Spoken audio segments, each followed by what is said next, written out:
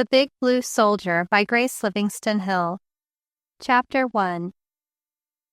And you don't think maybe I ought to have had lemon custard to go with the pumpkin instead of the mince? Miss Marilla Chadwick turned from her anxious watching at the kitchen window to search Mary Amber's clear young eyes for the truth, the whole truth, and nothing but the truth. Oh no, I think mince is much better. All men like mince pie. It's so sort of comprehensive, you know. Miss Marilla turned back to her window, satisfied. Well now, if he came on that train, he ought to be in sight around the bend of the road in about 3 minutes, she said tensely. I've timed it often when folks were coming up from town, and it always takes just 6 minutes to get around the bend of the road. All through the months of the Great War, Miss Marilla had knitted and bandaged and emergencied and canteened with an eager, wistful look in her dreamy gray eyes. And many a sweater had gone to some needy lad with a little thrilling remark as she handed it over to the committee. I keep thinking, what if my nephew Dick should be needing one, and this just come along in time? But when the war was over, and most people had begun to use pink and blue wool on their needles, or else cast them aside altogether, and tried to forget there had ever been such a thing as war, and the price of turkey had gone up so high that people forgot to be thankful the war was over, Miss Marilla still held that wistful look in her eyes, and still spoke of her nephew Dick with bated breath and a sigh. For wasn't Dick among those favored few who were to remain and do patrol work for an indefinite time in the land of the enemy, while others were gathered to their waiting homes and eager loved ones? Miss Marilla spoke of Dick as one who still lingered on the borderland of terror, and who laid his young life a continuous sacrifice for the good of the great world. A neat paragraph to that effect appeared in the Springhaven Chronicle, a local sheet that offered scant news items and fat platitudes at an ever-increasing rate to a gullible and conceited populace, who supported it because it was really the only way to know what one's neighbors were doing. The paragraph was the reluctant work of Mary Amber, the young girl who lived next door to Miss Marilla and had been her devoted friend since the age of 4, when Miss Marilla used to bake sugar cookies for her in the form of stodgy men with currant eyes and outstretched arms. Mary Amber remembered nephew Dick as a young imp of 9, who'd made a whole long beautiful summer ugly with his torments. She also knew that the neighbors all around had memories of that summer, when Dick's parents went on a western trip and left him with his Aunt Marilla. Mary Amber shrank from exposing her dear friend to the criticisms of such readers of the Springhaven Chronicle as had memories of their cats tortured, their chickens chased, their flower beds trampled, their children bullied, and their windows broken by the youthful Dick. But time had softened the memories of that fateful summer in Miss Marilla's mind, and besides, she was deeply in need of a hero. Mary Amber had not the heart to refuse to write the paragraph, but she made it as conservative as the circumstances allowed. But now, at last, among the latest to be sent back, Lieutenant Richard Chadwick's division was coming home. Miss Marilla read in the paper what day they would sail, and that they were expected to arrive not later than the 29th. And as she read, she conceived a wild and daring plan. Why shouldn't she have a real live hero herself? A bit belated, of course, but all the more distinguished for that. And why shouldn't Mary Amber have a whole devoted soldier boy of her own for the village to see and admire? Not that she told Mary Amber that, oh no, but in her mind's vision she saw herself, Mary Amber, and Dick all going to church together on Sunday morning, the bars on his uniform gleaming like the light in Mary Amber's hazel eyes. Miss Marilla had one sudden pang of fear when she thought that perhaps he would not wear his uniform home, now that everybody else was in citizen's clothing. Then her sweet faith in the wholesomeness of all things came to her rescue, and she smiled in relief. Of course he would wear it to come home. That would be too outrageous not to when he had been a hero. Of course he would wear it in the first few days, and that was a good reason why she must invite him at once to visit her, instead of waiting until he had been to his home and been demobilized. She must have him in his uniform. She wanted the glory of it for her own brief share in that great time of uplifting and sacrifice that was so fast going into history. So Miss Marilla had hastened into the city to consult a friend who worked in the Red Cross, and went out often to the wharves to meet the incoming boats. This friend promised to find out just when Dick's division was to land, to hunt him up herself, and to see that he had the invitation at once. See that he came, she put in, with a wise reservation in her heart that the dear loving soul should not be disappointed. And now, the very night before, this friend had called Miss Marilla on the telephone to say that she had information that Dick's ship would dock at 8 in the morning. It would probably be afternoon before he could get out to Springhaven, so she had better arrange to have dinner about 5:30. So Miss Marilla, with shining eyes and a heart that throbbed like a young girl's, had thrown her shawl over her shoulders and hastened in the twilight through the hedge to tell Mary Amber. Mary Amber, trying to conceal her inward doubts, had congratulated Miss Marilla and promised to come over the first thing in the morning to help get dinner. Promised also, after much urging, almost with tears on the part of Miss Marilla, to stay and help eat the dinner afterward, in company with Miss Marilla and the young lieutenant. From this part of her promise, Mary Amber's soul recoiled, for she had no belief that the young leopard with whom she had played at the age of 10 could have changed his spots in the course of a few years, or even covered them with a silver bar. But Mary Amber soon saw that her presence at the dinner was an intrinsic part of Miss Marilla's joy in the anticipation of the dinner, and as much as she disliked the position of being flung at the young lieutenant in this way, she promised. After all, what did it matter what he thought of her anyway, since she had no use for him? And then she could always quietly freeze him whenever Miss Marilla's back was turned. Mary Amber could freeze with her hazel eyes when she tried. So quite early in the morning, Miss Marilla and Mary Amber began a cheerful stir in Miss Marilla's big sunny kitchen. Steadily, appetizingly, there grew an array of salads and pies and cakes and puddings and cookies and doughnuts and biscuits and pickles and olives and jellies, while a great bird, stuffed to bursting, went through the 7 stages of its final career to the oven. But no, it was 5 o'clock. The bird, with brown and shining breast, was waiting in the oven, done to a turn. Mashed potatoes, sweet potatoes, squash, succotash, and onions had received the finishing touches and had only to be served. Cranberries, pickles, celery, and jelly gave the final touches to a perfect table, and the sideboard fairly groaned under its load of pies and cake. One might have thought a whole regiment was to dine with Miss Marilla Chadwick that day, from the sights and smells that filled the house. Up in the spare room the fire glowed in the Franklin heater, and a geranium glowed in a west window between spotless curtains to welcome the guest. Now there was nothing left for the 2 women to do but the final anxiety.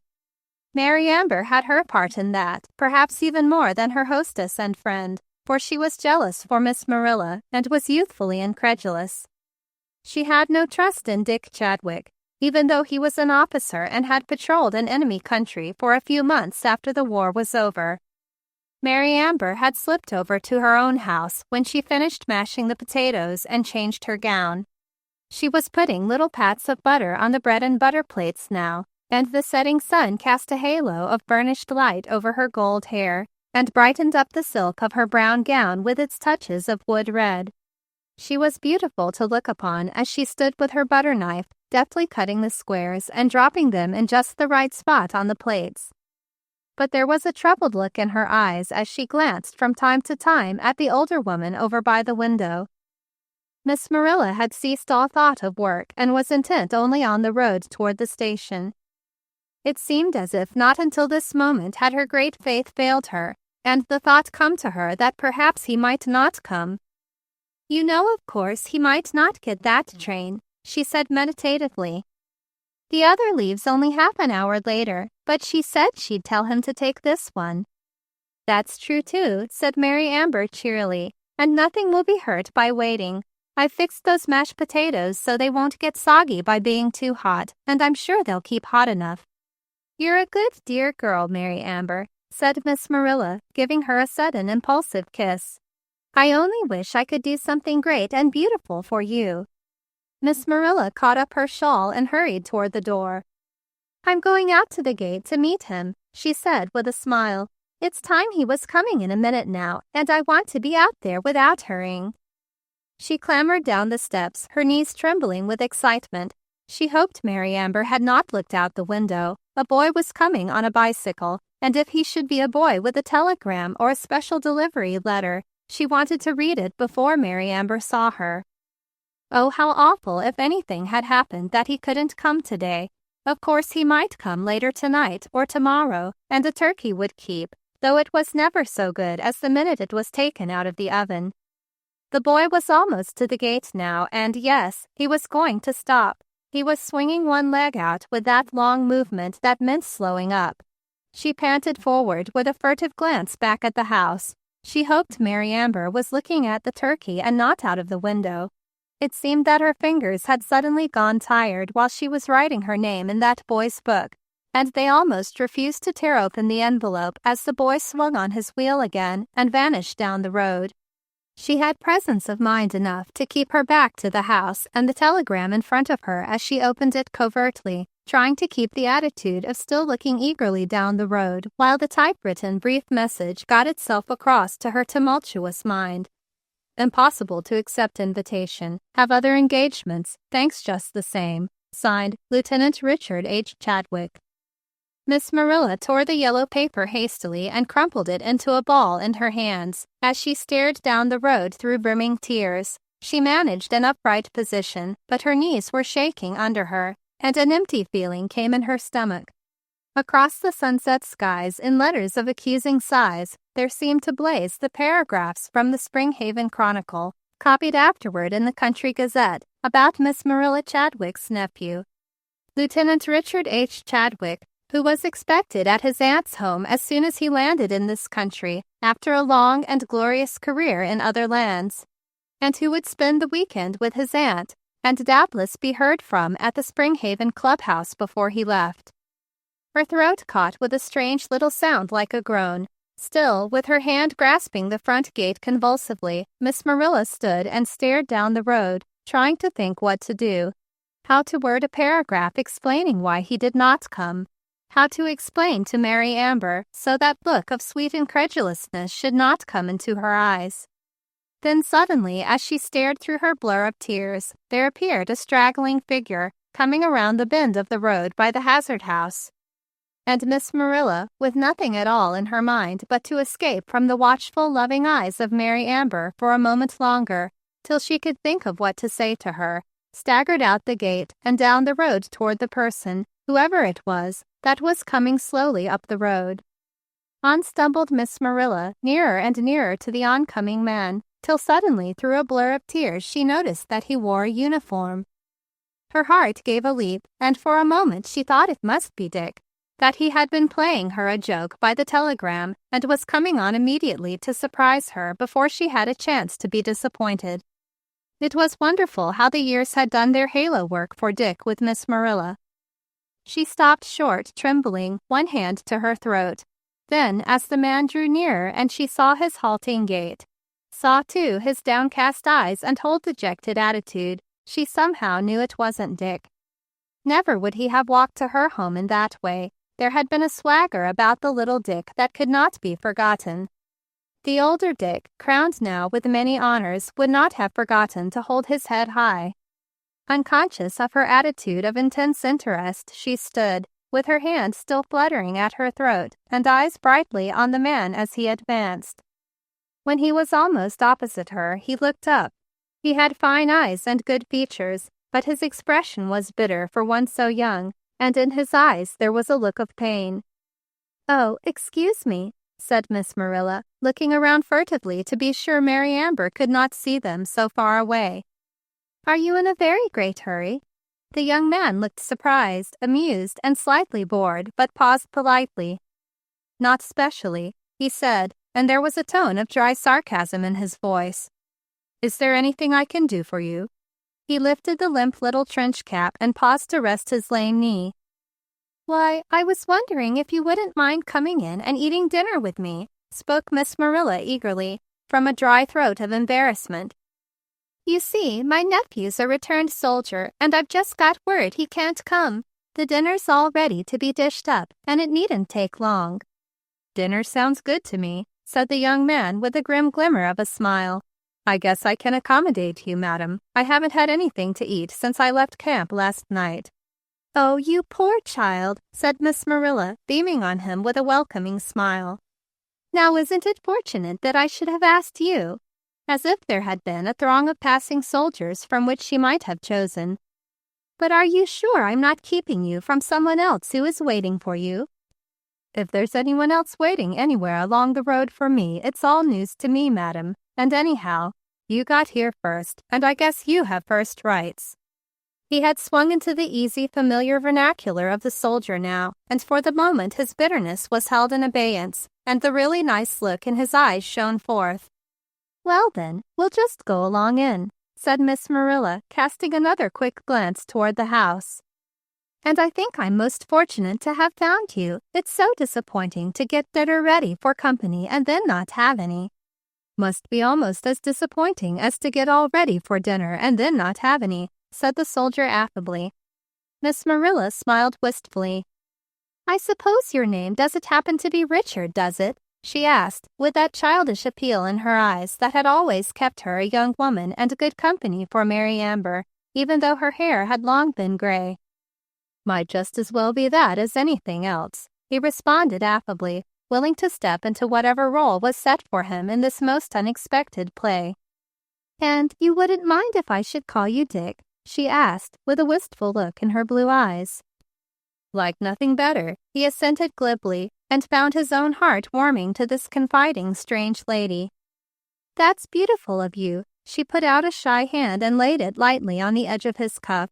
"You don't know how much obliged I am. You see, Mary Amber hasn't ever quite believed he was coming, Dick, I mean, and she's been so kind and helped me get the dinner and all. I just couldn't bear to tell her he wasn't coming." The young soldier stopped short in the middle of the road and whistled. "Horrors!" he exclaimed in dismay. "Are there other guests? Who is Mary Amber?" "Why, she's just my neighbor who played with you, I mean with Dick, when he was here visiting as a child a good many years ago. I'm afraid he wasn't always as polite to her then as a boy ought to be to a little girl, and, well, she's never liked him very well. I was afraid she would say I told you so if she thought he didn't come. It won't be necessary for me to tell any lies, you know. I'll just say, 'Dick, this is Mary Amber. I suppose you don't remember her.' And that will be all. You don't mind, do you? It won't take long to eat dinner." "But I'm in a terrible mess to meet a girl," he exclaimed uneasily, looking down deprecatingly at himself. "I thought it was just you. This uniform's 3 sizes too large and needs a drink, besides." He passed a speculative hand over his smoothly shaven chin. "I hate girls." There was a deep frown between his eyes, and the bitter look had come back on his face. Miss Marilla thought he looked as if he might be going to run away. "Oh, that's all right," said Miss Marilla anxiously. "Mary Amber hates men. She says they're all a selfish, conceited lot. You needn't have much to do with her. Just eat your dinner and tell anything you want to about the war. We won't bother you to talk much. Come, this is the house, and the turkey must be on the table getting cold by now."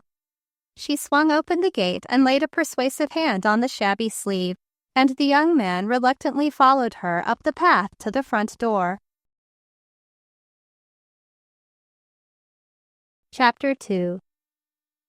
When Lyman Gage set sail for France 3 years before, he left behind him a modest interest in a promising business enterprise, a girl who seemed to love him dearly, and a debt of several $1,000s to her father, who had advised him to go into the enterprise and furnish the funds for his share in the capital.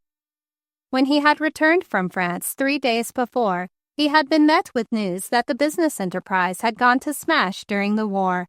The girl had become engaged to a dashing young captain with a well-feathered nest, and the debt had become a galling yoke. "Father says tell you need not worry about the money you owe him," wrote the girl sweetly, concluding her revelations. "You can pay it at your leisure when you get started again." Lyman Gage lost no time in gathering every cent he could scrap up. This was more than he had at first hoped, because he owned 2 houses in the big city in which he had landed, and these houses, though old and small, happened to be located near a great industrial plant that sprung up since the end of the war. And houses were going at soaring prices. They were snapped up at a fabulous sum in comparison with their real value. This, with what he had brought home and the bonus he received on landing, exactly covered his indebtedness to the man who was to have been his father-in-law. When he turned away from the service window, where he had been telegraphing the money to his lawyer in a far state, with instructions to pay the loan at once, he had just 46 cents left in his pocket. Suddenly, as he reflected that he had done the last thing left he now cared to do on earth, the noises of the great city got hold upon his nerve and tore and racked it. He was filled with a great desire to get out and away from it, he cared not where, only so that the piercing sounds and rumbling grind of the city traffic should not press upon the raw nerves and torture them. With no thought of getting anything to eat or providing for a shelterless night that was fast coming on, he wandered out into the train area of the great station and idly read the names up over the train gates. One caught his fancy, Purlingbrook. It seemed as if it might be quiet there, and a fellow could think. He followed the impulse and strode through the gates just as they were about to be closed. Dropping into the last seat in the car as the train was about to start, he flung his head back and closed his eyes wearily. He did not care whether he got anywhere or not. He was weary in heart and spirit. He wished that he might just sink away into nothingness. He was too tired to think, to bemoan his fate, to touch with torturing finger of memory all the little beautiful hopes he had woven about the girl he thought he loved better than anyone else on earth. Just passingly, he had a wish that he had a living mother to whom he could go with his sick heart for healing. But she had been gone long years, and his father even longer. There was really no one to whom he cared to show his face, now that all he had counted dear on earth had been suddenly taken from him. The conductor roused him from a profound sleep, demanding a ticket, and he had the good fortune to remember the name he had seen over the gate. Purlingbrook, how much?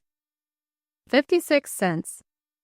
Gage reached into his pocket and displayed the coins on his palm with a wry smile. Guess you better put me off here and I'll walk, he said, stumbling wearily to his feet. That's all right, son, sit down, said the conductor half roughly. You pay me when you come back sometime. I'll make it good. And he glanced at the uniform kindly. Gage looked down at his shabby self helplessly. Yes, he was still a soldier, and people had not got over the habit of being kind to the uniform. He thanked the conductor and sank into sleep again, to be roused by the same kindly hand a few minutes later at Purlingbrook. He stumbled off and stood, looking dazedly about him at the orderly little village. The sleep was not yet gone from his eyes, nor the ache from his nerves, but the clear quiet of the little town seemed to wrap him about soothingly like salve, and the crisp air entered into his lungs and gave him heart. He realized that he was hungry. It seemed to have been a popular afternoon train that he had traveled upon. He looked beyond the groups of happy homecomers to where it hurried away gustily down the track, even then preparing to stop at the next near suburban station to deposit a few more homecomers. There, on that train, went the only friend he felt he had in the world at present, that grisly conductor with his kindly eyes looking through great bifocals like a pleasant old grasshopper. Well, he could not remain here any longer. The air was biting and the sun was going down. Across the road, the little drugstore even then was twinkling out with lights behind its blue and green glass urns. 2 boys and a girl were drinking something at the soda fountain through straws and laughing a great deal. It somehow turned him sick. He could not tell why. He had done things like that many a time himself. There was a little stone church down the street with a spire and bells. The sun touched the bells with burnished crimson till they looked like Christmas cards. A youthful rural football team went noisily across the road, discoursing about how they would come out that night if their mothers would let them. And the station bus came down the street, full of passengers, and waited for a lady at the meat market. He could see the legs of a chicken sticking out of the basket as the driver helped her in. He began to wonder why he hadn't stayed in the city and spent his 46 cents for something to eat. It would have bought a great many crackers, say, or even bananas. He passed the bakery, and a whiff of fresh-baked bread greeted his nostrils. He cast a wistful eye at the window. Of course, he might go in and ask for a job in payment for his supper. There was his soldier's clothes. But no, that was equivalent to begging. He could not quite do that. Here in town they would have all the help they wanted. Perhaps farther out in the country. Perhaps, he didn't know what, only he couldn't bring himself to ask for food, even with the offer to work. He didn't care enough for that. What was hunger anyway? A thing to be satisfied and come again. What would happen if he didn't satisfy it? Die, of course, but what did it matter? What was there to live for anyway? He passed a house, all windows, where children were gathered about a piano, with one clumsily playing an accompaniment. There was an open fire, and the long windows came down to the piazza floor. They were singing at the top of their lungs the old time-worn song made familiar to them by community songfests, still good to them because they all knew it so well. There's a long, long trail a-winding until my dreams all come true. And it gripped his heart like a knife. He had sung that song with her, when it was new and tender, just before he had sailed away, and the trail had seemed so long, and now he had reached the end of it, and she had not been there to meet him. It was incredible. She, so fair and false. That was the hardest part of it, that she could have done it, and then explained so lightly that he had been away so long she was sure he would understand, and they both must have got over their childish attachment, and so on, through the long, nauseating sentences of her repeal. He shuddered as he said them over to his tired heart, and then shuddered again with the keen air, for his uniform was thin and he had no overcoat. What was that she had said about the money? He needn't worry about it. A sort of bone to toss to the lone dog after he was kicked out. Ah well, it was paid. He was glad of that. He was even grimly glad for his own destitution. It gave him a kind of sense of satisfaction to have gone hungry and homeless to pay it all in one grand lump, and to have paid it at once, and through his lawyer, without any word to her or her father either. They should not be even distant witnesses of his humiliation. He would never cross their path again if he had his way. They should be as completely wiped out of his existence as he out of theirs, as if the same universe did not hold them. He passed down the broad, pleasant street in the crisp air, and every home on either hand gave him a thrust of memory that stabbed him to the heart. It was such a home as one of these as he had hoped to have some day, although it would have been in the city perhaps, for she always liked the city. He had hoped in the depths of his heart to persuade her to the country, though. Now he saw, as in a revelation, how futile such hopes had been. She would never have come to love sweet, quiet ways such as he loved. She couldn't ever have really loved him, or she would have waited, would not have changed. Over and over again he turned the bitter story, trying to get it settled in his heart so that the sharp edges would not hurt so. Trying to accustom himself to the thought that she, whom he had cherished through the blackness of the years that were past, was not what he had thought her. He stopped in the road, beside a tall hedge that hid the Hazard house from view, and snatched out her picture that he had carried in his breast pocket till now. Snatched it out, gazed upon it with a look that was not good to see on a young face, and tore it across. He took a step forward, and with every step he tore a tiny fragment from the picture and flung it into the road, bit by bit, till the lovely face was mutilated in the dust, where the feet of passers-by would grind upon it, and where those great blue eyes that had gazed back at him from the picture so long would be destroyed forever. It was the last thread that bound him to her, that picture, and when the last scrap of picture had fluttered away from him, he put his head down and strode forward, like one who has cast away from him his last hope. The voice of Miss Marilla roused him like a homely pleasant sound about the house of a morning when one has had an unhappy dream. He lifted his head and, soldier-like, dropped into the old habit of hiding his emotions. Her kindly face somehow comforted him, and the thought of dinner was a welcome one. The ugly tragedy of his life seemed to melt away for the moment, as if it could not stand the light of the setting sun and her wholesome presence. There was an appeal in her eyes that reached him, and somehow he didn't feel like turning down her naive, childlike proposition. Besides, he was used to being cared for because he was a soldier, and why not once more, now when everything else had gone so rotten? It was an adventure anyway, and what was there left for him but adventure? He asked himself with a little bitter sneer. But when she mentioned a girl, that was a different thing. Girls were all treacherous. It was a new conviction with him, but it had gone deep. So deep that it had extended not only to a certain girl or class of girls, but to all girls everywhere. He had become a woman-hater. He wanted nothing more to do with any of them. And yet, at that moment, his tired, disappointed, hurt man's soul was really crying out for the woman of the universe to comfort him, to explain to him this awful circumstance that had come to all his bright dreams. A mother. That was what he thought he wanted, and Miss Marilla looked as if she might make a nice mother, so he turned like a tired little hungry boy and followed her, at least until she said girl. Then he had almost turned and fled.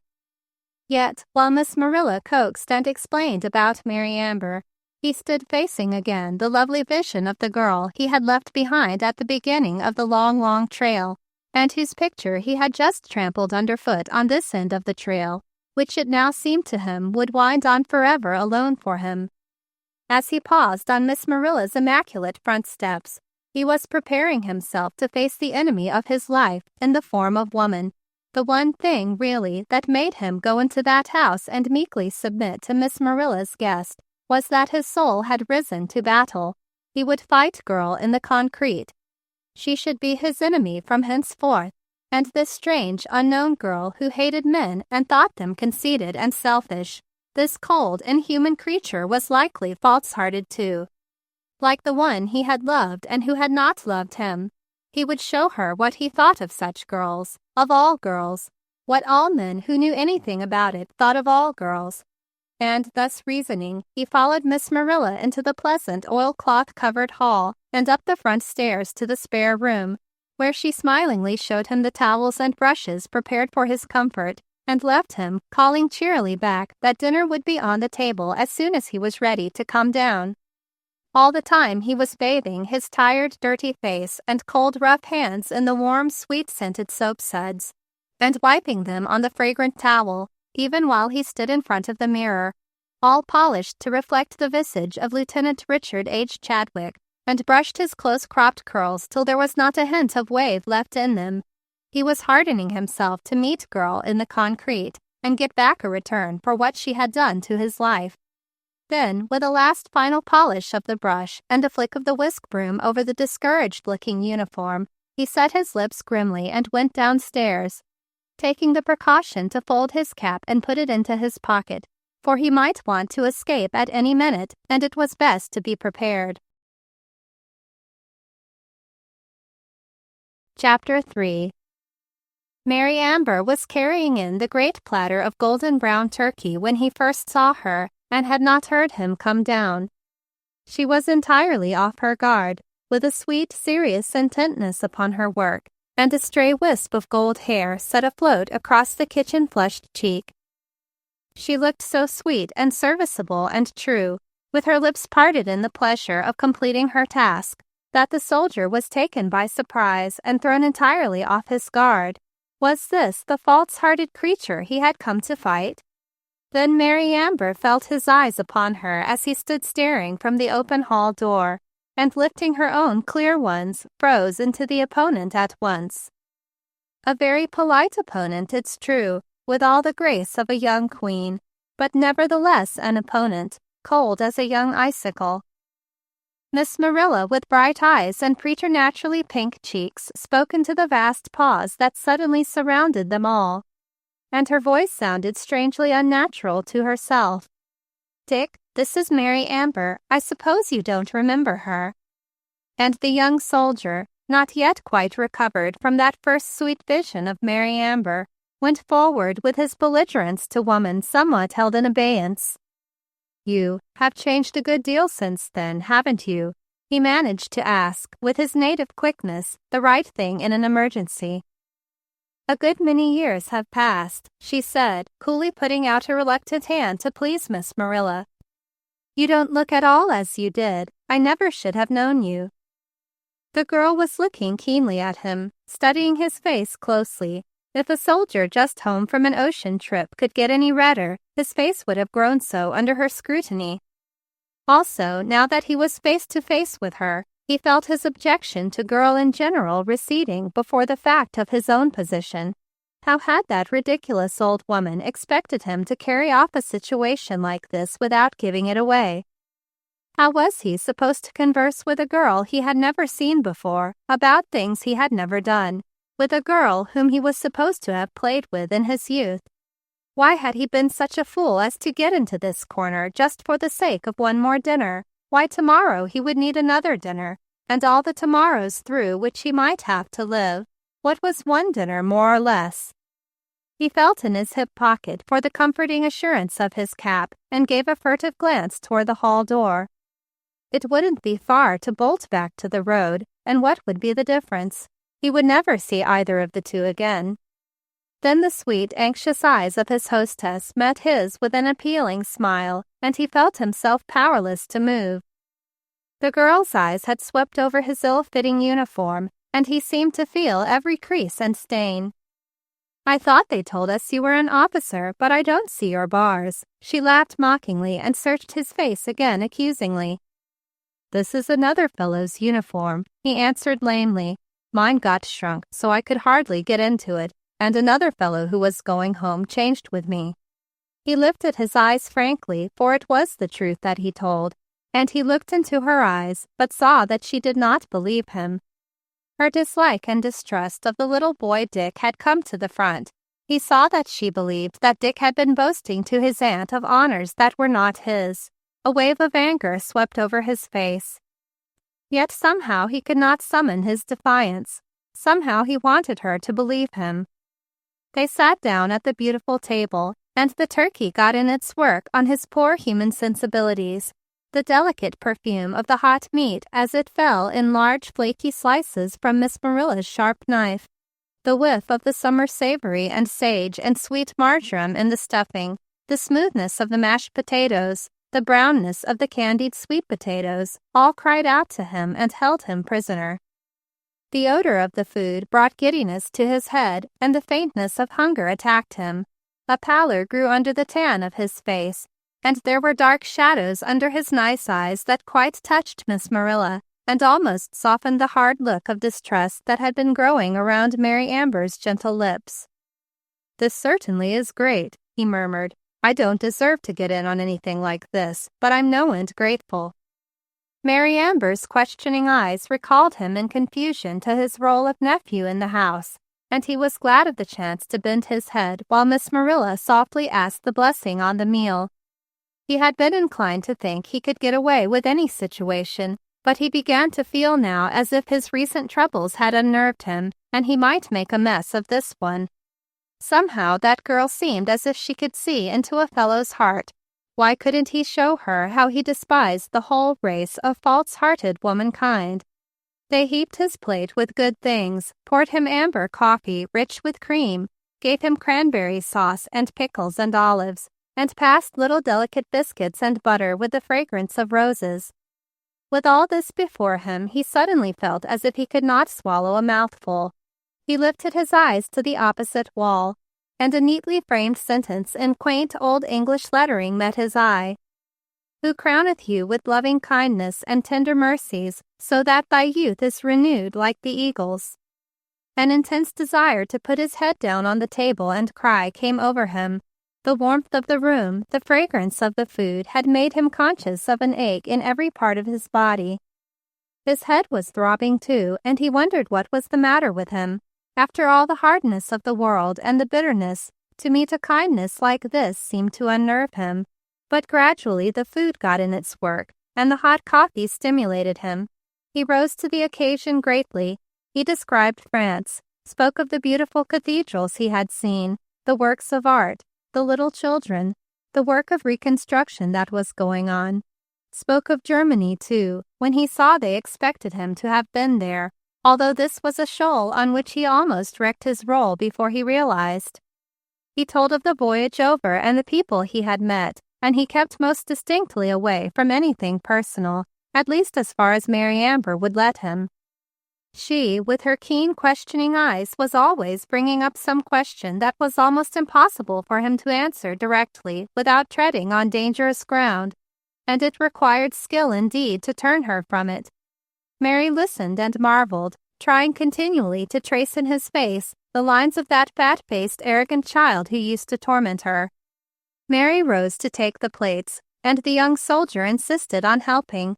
Miss Marilla, pleased to see them getting on so nicely, sat smiling in her place, reaching out to brush away a stray crumb on the tablecloth. Mary, lingering in the kitchen for a moment to be sure the fire was not being neglected, lifted the stove lid, and with the draught a little flame leaped up around a crumpled, smoldering yellow paper with the familiar Western Union Telegraph heading. 3 words stood out distinctly for a second, impossible to accept, and then were enveloped by the flame. Mary stood and stared with the stove lid in her hand, and then as the flame curled the paper over, she saw Lieutenant Richard revealed and immediately licked up by the flame. It lay, a little crisp black fabric, with its message utterly illegible, but still Mary stood and stared and wondered. She had seen the boy on the bicycle ride up and go away. She had also seen the approaching soldier almost immediately, and the thought of the telegram had been at once erased. Now it came back forcefully. Dick, then, had sent a telegram, and it looked as if he had declined the invitation. Who, then, was this stranger at the table? Some comrade working Miss Marilla for dinner, or Dick himself, having changed his mind or playing a practical joke? In any case, Mary felt she ought to disapprove of him utterly. It was her duty to show him up to Miss Marilla, and yet how could she do it when she did not know anything herself? "Hurry, Mary, and bring the pie," called Miss Marilla. "We're waiting." Mary put the stove lid down and went slowly, thoughtfully back to the dining room carrying a pie. She studied the face of the young soldier intently as she passed him his pie, but he seemed so young and pleasant and happy she hadn't the heart to say anything just yet. She would bide her time. Perhaps somehow it was all explainable, so she set to asking him questions. "By the way, Dick, whatever became of Barker?" she requested, fixing her clear eyes on his face. "Barker?" said Lyman Gage, puzzled and polite, then remembering his role. "Oh yes, Barker," he laughed. "Great old Barker, wasn't he?" He turned in troubled appeal to Miss Marilla. "Barker certainly was the cutest little guinea pig I ever saw," beamed Miss Marilla. "Although at the time I really wasn't as fond of it as you were. You would have it around in the kitchen so much." There was a covert apology in Miss Marilla's voice for the youthful character of the young man he was supposed to be. "I should judge I must have been a good deal of a nuisance in those days," hazarded the soldier, feeling that he was treading on dangerous ground. "Oh no," sighed Miss Marilla, trying to be truthful and at the same time polite. "Children will be children, you know."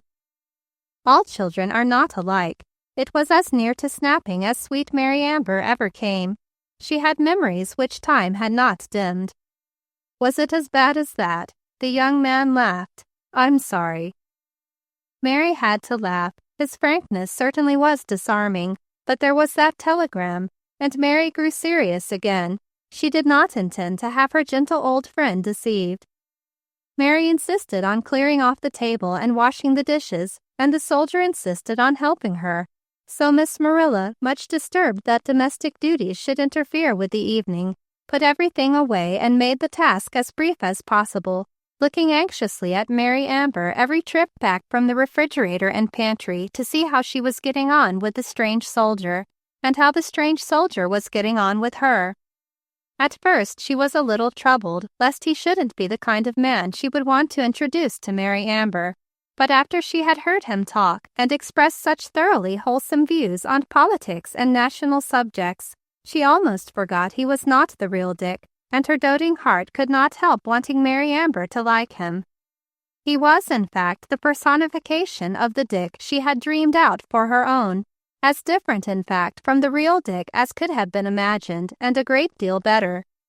His frank eyes, his pleasant manner, his cultured voice all pleased her, and she couldn't help feeling that he was Dick come back as she would have liked him to be all the time. "I'd like to have a little music, just a little, before Mary has to go home," Miss Marilla said wistfully, as Mary Amber hung up the dish towel with an air that said plainly without words that she felt her duty toward the stranger was over, and she was going to depart at once. "Sure," said the stranger. "You sing, don't you, Miss Mary?" There was no alternative, and Mary resigned herself to another half hour. They went into the parlor, and Mary sat down at the old square piano and touched its asthmatic keys that sounded the least bit tinny, even under such skilled fingers as hers. "What shall I play?" questioned Mary. "The long, long trail." There was a bit of sarcasm in her tone. Mary was a classical musician and hated ragtime. "No, never," said the soldier quickly. "I mean, not that, please."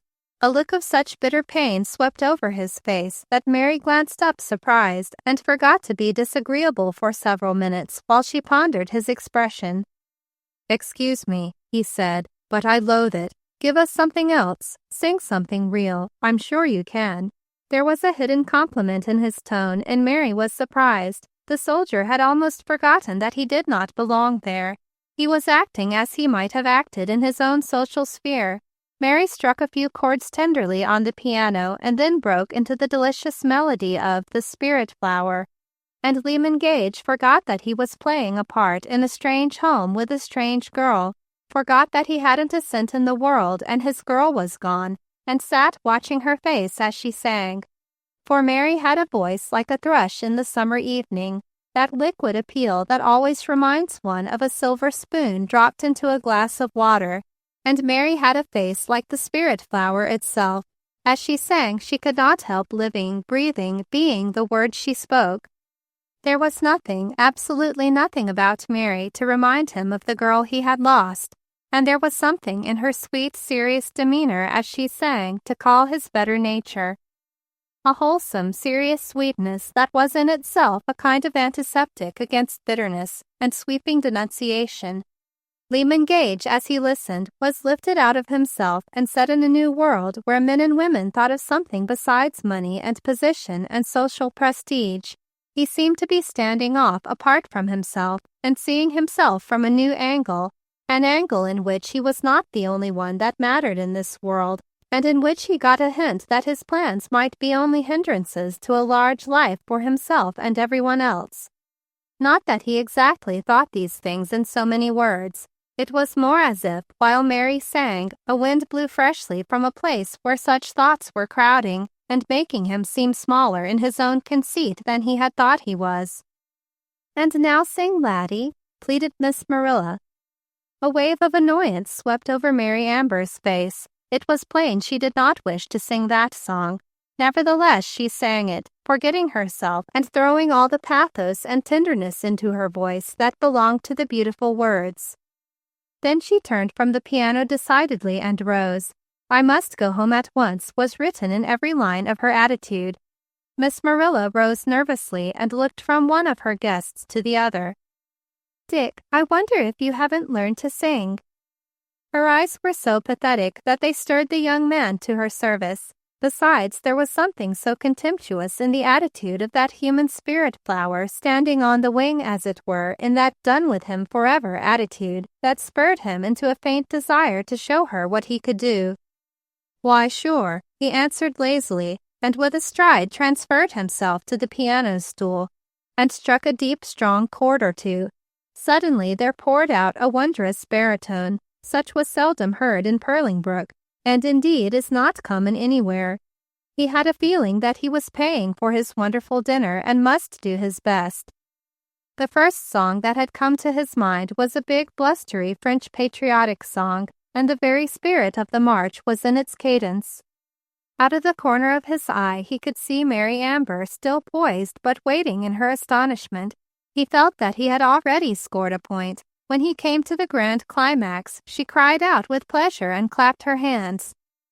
Miss Marilla had sunk into the mahogany rocker but was sitting on the edge, alert to prolong this gala evening, and two bright spots of colorful delight shone on her faded cheeks.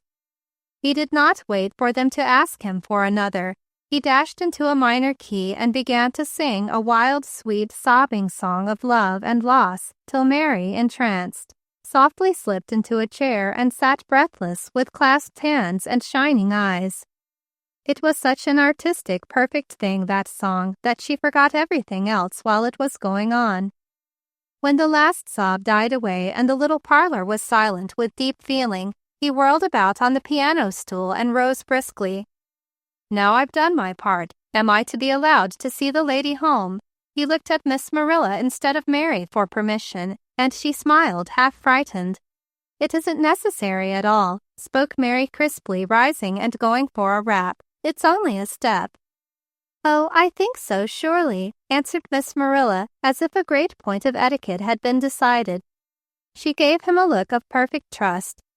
"It's only across the garden and through the hedge, you know," she said in a low tone, "but I think she would appreciate it."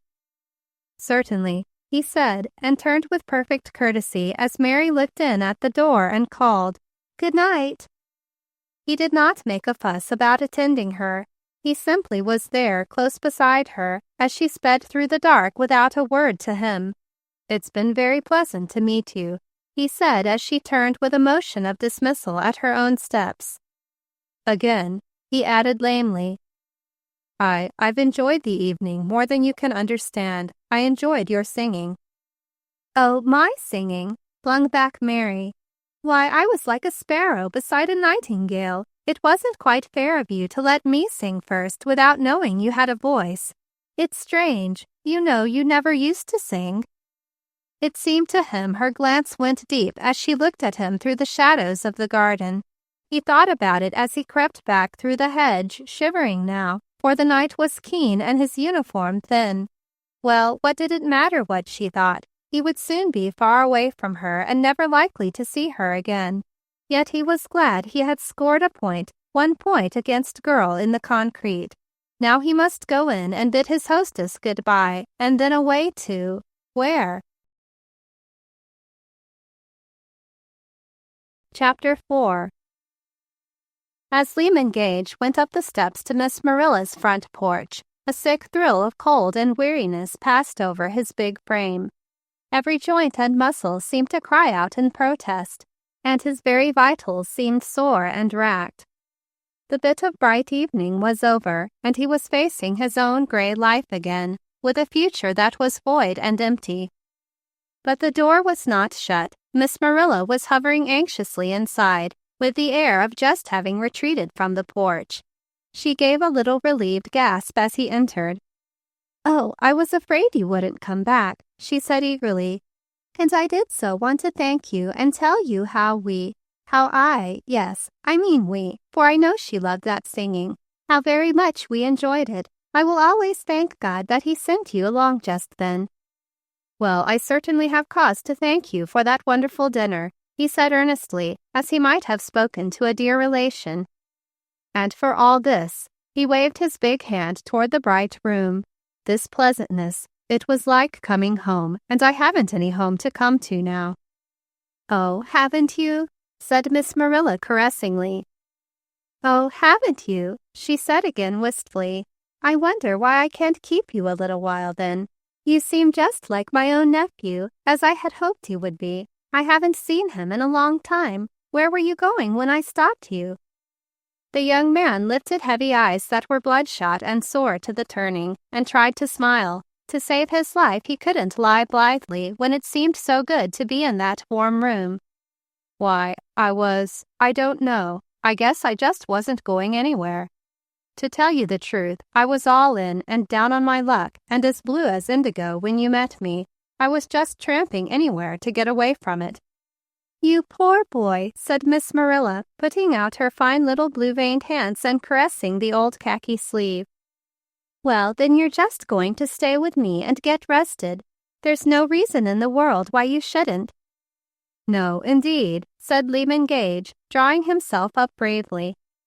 "I couldn't think of it. It wouldn't be right. But I certainly thank you with all my heart for what you have done for me tonight. I really must go at once." "But where?" she asked pathetically, as if he belonged to her, sliding her hands detainingly down to his big rough ones. "Oh, anywhere. It doesn't matter," he said, holding her delicate little old hand in his with a look of sacred respect, as if a nice old angel had offered to hold hands with him. "I'm a soldier, you know, and a few storms more or less won't matter. I'm used to it. Good night." He clasped her hands a moment and was about to turn away, but she held his fingers eagerly. "You shall not go that way," she declared. "Out into the cold without any overcoat and no home to go to. Your hands are hot, too. I believe you have a fever. You're going to stay here tonight and have a good sleep and a warm breakfast, and then, if you must go, all right.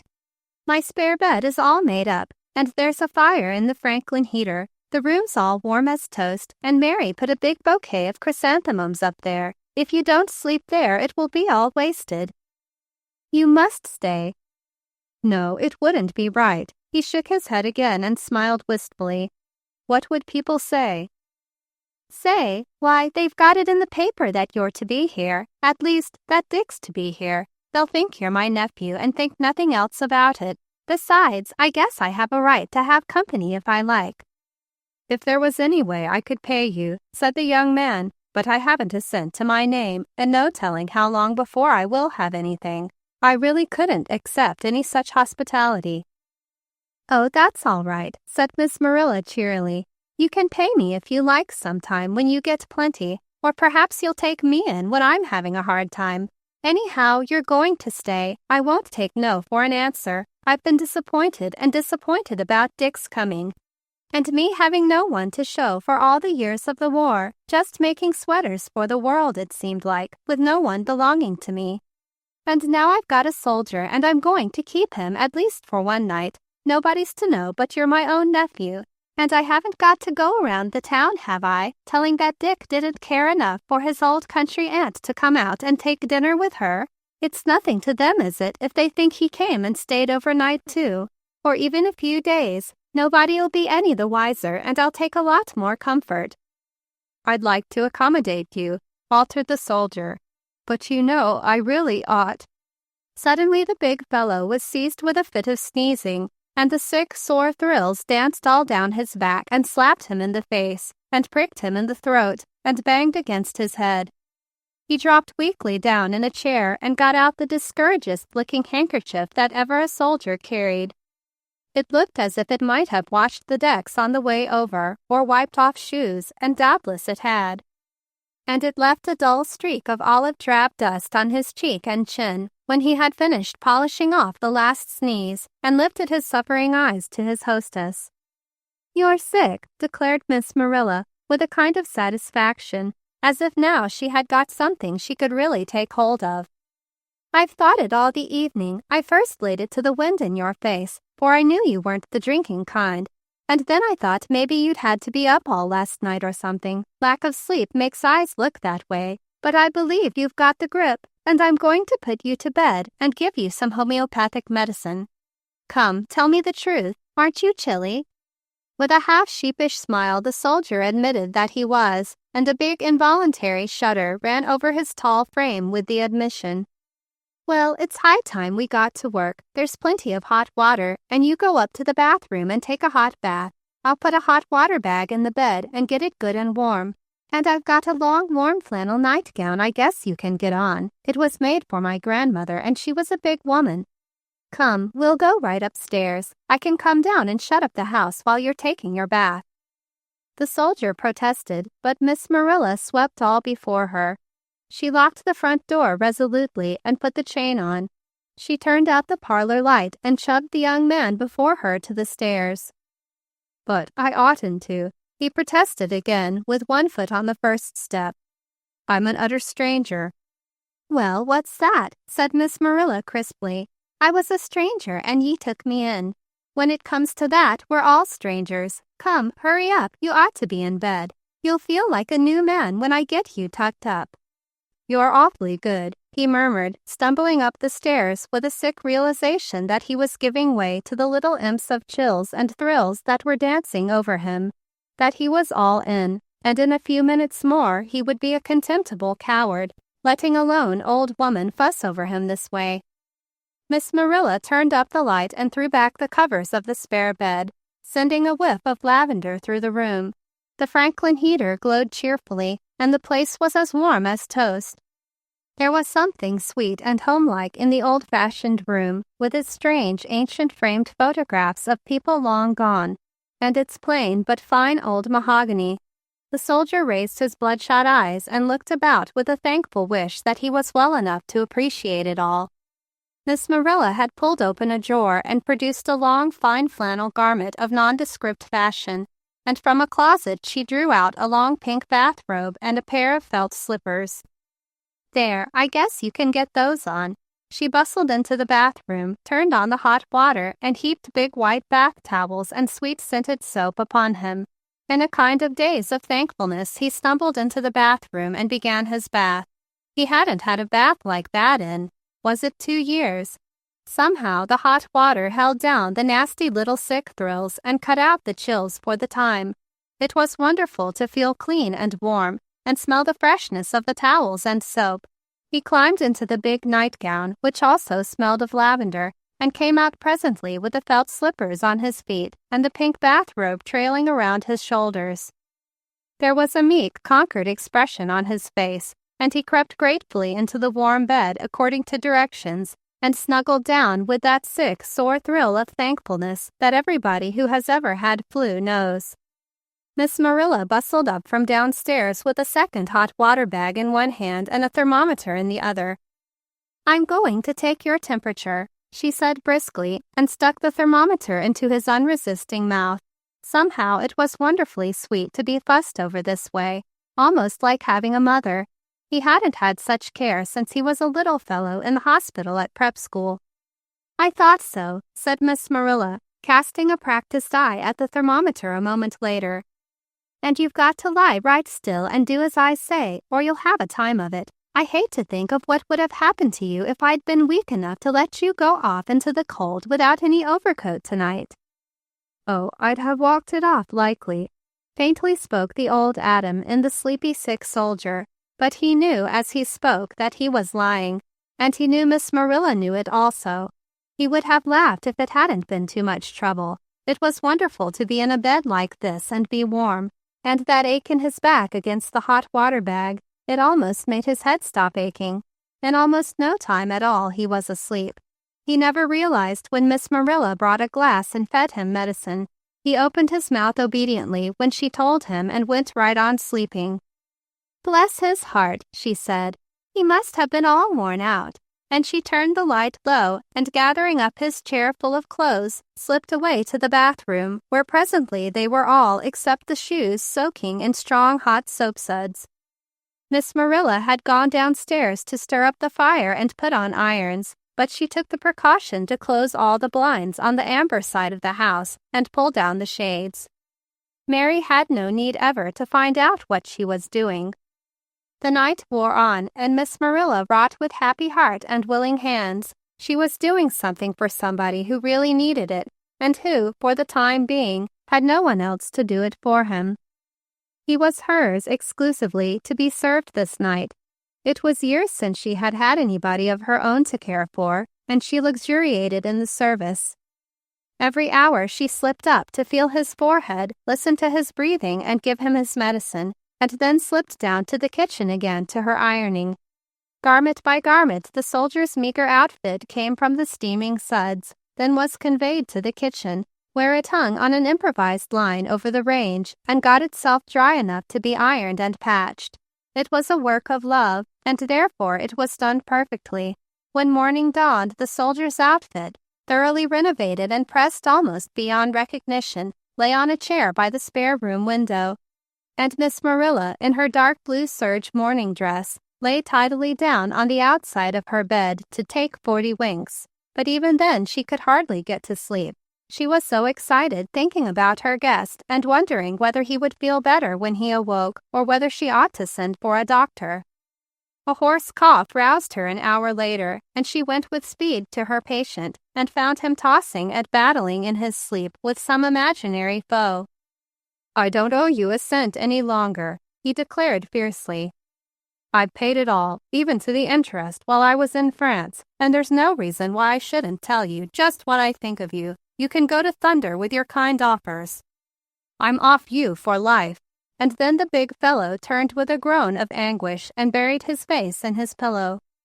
Miss Marilla paused in horror, thinking she had intruded upon some secret meditation. But as she waited on tiptoe and breathless in the hall, She heard the steady hoarse breathing keep on and knew he was still asleep. He did not rouse more than to open bloodshot, unseeing eyes and close them again when she loudly stirred his medicine in the glass and held the spoon to his lips. As before, he obediently opened his mouth and swallowed and went on sleeping. She stood a moment anxiously watching him. She did not know just what she ought to do. Perhaps he was going to have pneumonia. Perhaps she ought to send for the doctor. And yet there were complications about that. She would be obliged to explain a lot, or else lie to the neighborhood, and he might not like it for her to call a doctor while he was asleep. If she only had someone with whom to advise. On ordinary questions she always consulted Mary Amber, but by the very nature of the case, Mary Amber was out of this. Besides, in half an hour Mary Amber very discreetly put herself beyond a question, outside of any touch with Miss Marilla's visitor, by taking herself off in her little car for a short visit to a college friend over in the next county. It was plain that Mary Amber did not care to subject herself to further contact with the young soldier. He might be Dick, or he might not be Dick. It was none of her business while she was visiting Jeanette Clark, so she went away quite hurriedly. Miss Marilla heard the purr of the engine, and the little brown car started down the hedged driveway, and watched the flight with a sense of satisfaction. She had an intuition that Mary Amber was not in favor of her soldier, and she had a guilty sense of hiding the truth from her dear young friend that made her breathe more freely as she watched Mary Amber's flight. Moreover, it was with a certain self-reproachful relief that she noted the little brown suitcase that lay at Mary Amber's feet as she slid past Miss Marilla's house without looking up.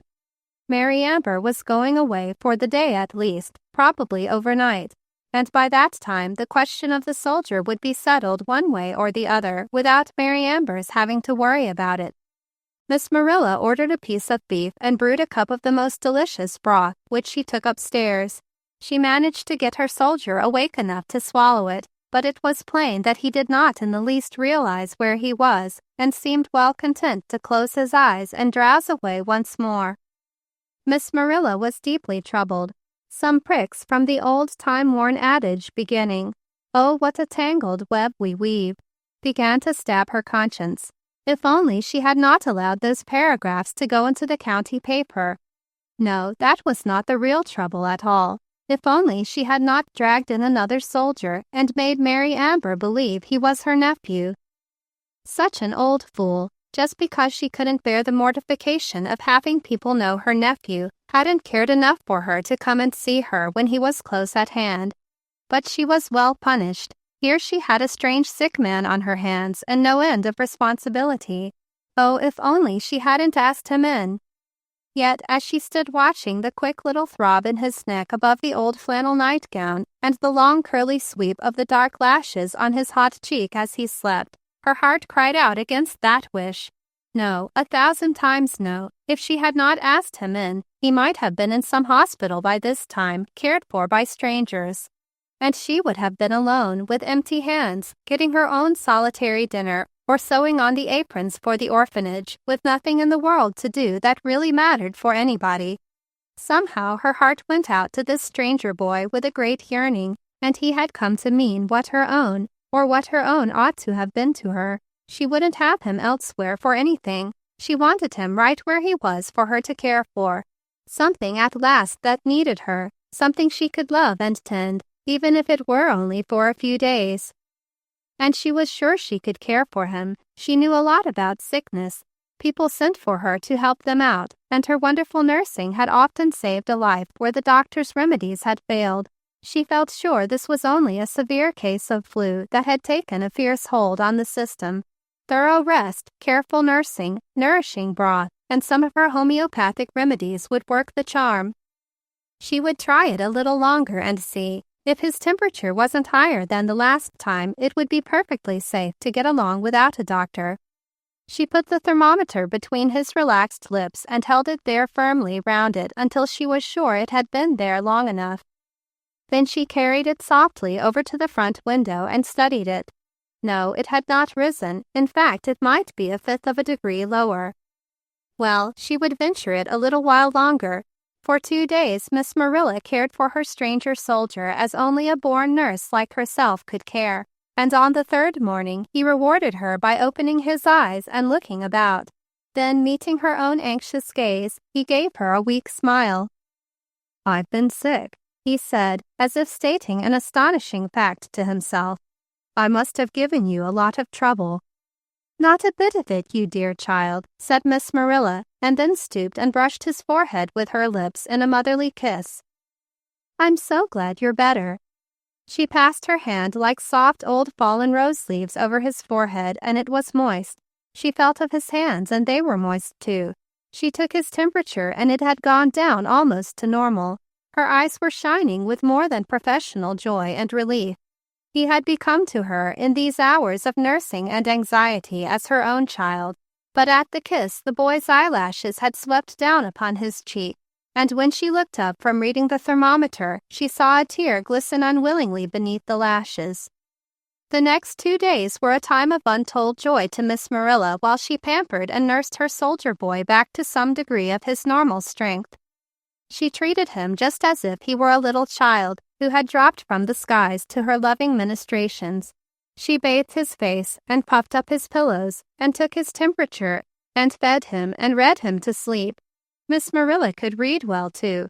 She was always asked to read the chapter at the fortnightly club whenever the regular reader whose turn it was failed. And while he was asleep, she cooked dainty, appetizing little dishes for him. They had a wonderful time together, and he enjoyed it as much as she did. The fact was, he was too weak to object, for the little red devils that get into the blood and kick up the fight, commonly titled grip, had done a thorough work with him, and he was, as he put it, all in and then some. He seemed to have gone back to the days of his childhood since the fever began to abate, and he lay in a sweet daze of comfort and rest. His troubles and perplexities and loneliness had dropped away from him, and he felt no desire to think of them. He was having the time of his life. Then suddenly, wholly unannounced and not altogether desired at the present stage of the game, Mary Amber arrived on the scene. Chapter 5. Mary was radiant as the sunny morning in a little red tam, and her cheeks as red as her hat from the drive across country. She appeared at the kitchen door, quite in her accustomed way, just as Miss Marilla was lifting the dainty tray to carry her boy's breakfast upstairs. And she almost dropped it in her dismay. "I've had the grandest time," breezed Mary. "You don't know how beautiful the country is. All wonderful bronze and brown with a purple haze and a frost-like silver lace this morning when I started. You've simply got to put on your wraps and come with me for a little while. I know a place where the shadows melt slowly and the frosts will not be gone yet. Come quick, I want you to see it before it's too late." "You're not just eating your breakfast, Auntie Rill, and on a tray, too. Are you sick?" Miss Marilla glanced guiltily down at the tray, too transparent even to evade the question. "No, why, my nephew." Then she stopped in hopeless confusion, remembering her resolve not to tell a lie about the matter, whatever came. Mary Amber stood up and looked at her, her keen young eyes searching and finding the truth. "You don't mean to tell me that man is here yet, and you waiting on him?" There was both sorrow and scorn in the fine young voice. In the upper hall, the sick soldier in a bathrobe was hanging over the banisters in a panic, wishing some kind of fairy would arrive and waft him away on a breath. All his perfidy in getting sick on a strange gentlewoman's hands and lying lazily in bed, letting her wait on him, was shown up in Mary Amber's voice. It found its echo in his own strong soul. He had known all along that he had no business there, that he ought to have gone out on the road to die rather than betray the sweet hospitality of Miss Marilla by allowing himself to be a selfish, lazy slob. That was what he called himself as he hung over the banisters. "Mary, why, he has been very sick." "Sick?" There was a covert sneer in Mary Amber's incredulous young voice. And then the conversation was suddenly blanketed by the closing of the hall door, and the sick soldier padded disconsolately back to bed, weak and dizzy but determined. This was as good a time as any. He ought to have gone before. He trailed across the floor in the big flannel nightgown, which hung out from him with the outlines of a fat old auntie, and dragged down from one bronzed shoulder rakishly. His hair was sticking up wildly. He felt of his chin fiercely and realized that he was wearing a growth of several days. In a neat pile on a chair, he found his new clean garments and struggled into them. His carefully ironed uniform hung in the closet. He braced himself and struggled into the trousers. It seemed a tremendous effort. He longed to drop back on the pillows, but wouldn't.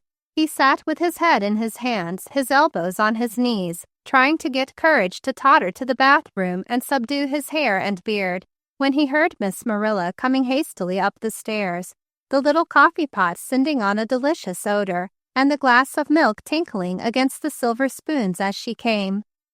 He had managed his leggings by this time and looked up with an attempt at a smile, trying to pass it off in a jocular way.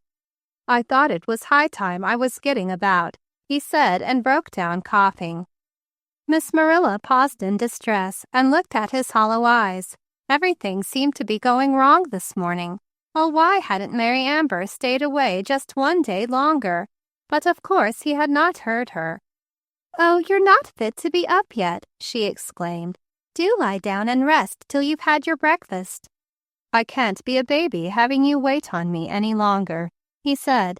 "I'm ashamed of myself. I ought not to have stayed here at all." His tone was savage, and he reached for his coat and jammed it on with a determined air in spite of his weakness and the sore shivers that crept shakily up his back. "I'm perfectly all right, and you've been wonderful, but it's time I was moving on." He pushed past her hurriedly to the bathroom, feeling that he must get out of her sight before his head began to swim. The water on his face would steady him. He dashed it on and shivered sickly, longing to plunge back to bed, yet keeping on with his ablutions. Miss Marilla put down her tray and stood with tears in her eyes, waiting for him to return, trying to think of what she could say to persuade him back to bed again. Her anxious expression softened him when he came back, and he agreed to eat his breakfast before he went anywhere. He sank gratefully into the big chair in front of the Franklin heater, where she had laid out his breakfast on a little table. She had lined the chair with a big comforter, which she drew unobtrusively about his shoulders now, slipping a cushion under his feet and quietly coddling him into comfort again. He looked at her gratefully and, setting down his coffee cup, reached out and patted her hair as she rose from tucking in his feet. "You're just like a mother to me," he choked, trying to keep back the emotion from his voice. "It's been great. I can't tell you." "You've been just like a dear son," she beamed, touching the dark hair over his forehead shyly. "It's like getting my own back again to have you come for this little while and to be able to do for you. You see, it wasn't as if I really had anybody. Dick never cared for me. I used to hope he would when he grew up. I used to think of him over there in danger and pray for him and love him and send him sweaters. But now I know it was really you I thought of and prayed for. Dick never cared." He looked at her tenderly and pressed her hand gratefully. "You're wonderful," he said. "I shall never forget it." That little precious time while he was eating his breakfast made it all the harder for what he meant to do.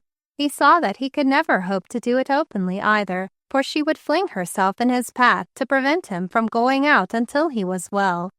So he let her tuck him up carefully on the spread-out bed and pull down the shades for him to take a nap after the exertion of getting dressed.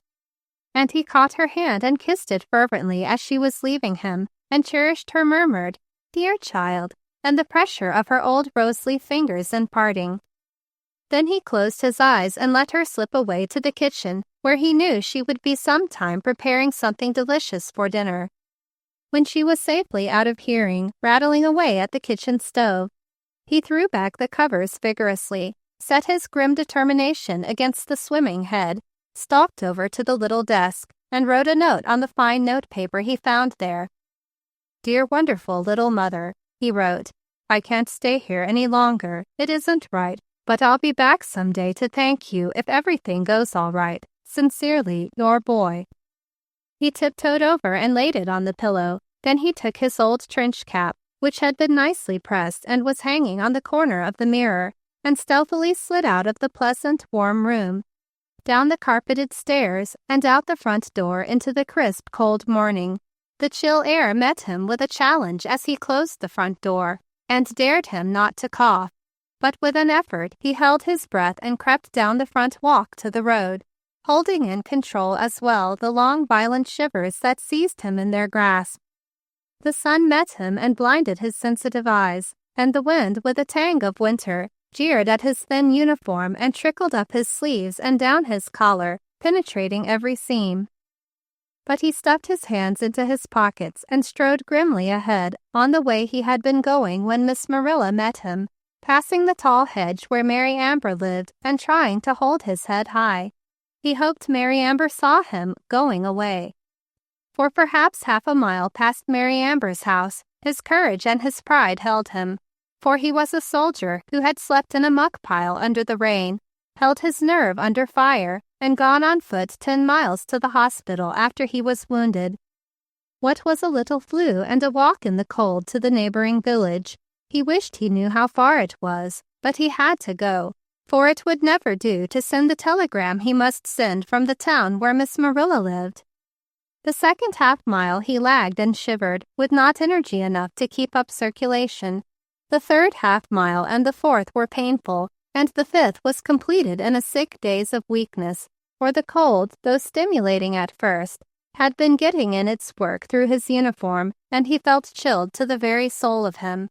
His teeth were chattering, and he was blue about the lips when he staggered into the telegraph office of Little Silverton.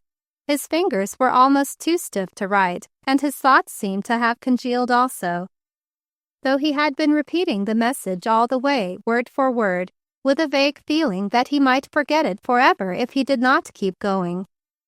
"Will you send that collect?" he asked the operator when he had finished writing. The girl took the form and read it carefully. Arthur J. Watkins, Esquire, LaSalle Street, Chicago, Illinois. Please negotiate a loan of $500 for me, using old house as collateral. Wire money immediately. Little Silverton. Entirely out of funds. Have been sick. Lehman Gage. The girl read it through again and then eyed him cautiously. "What's your address?" she asked, giving a slow, speculative chew of her gum. "I'll wait here," said the big blue soldier, sinking into a rush-bottomed chair by the desk. "It might be some wait," said the girl dryly, giving him another curious once-over. "I'll wait," he repeated fiercely, and dropped his aching head into his hands. The little instrument clicked away vigorously. In his fevered brain he fancied it writing on a typewriter at the other end of the line, and felt a curious impatience for his lawyers to read it and reply. How he wished it would hurry.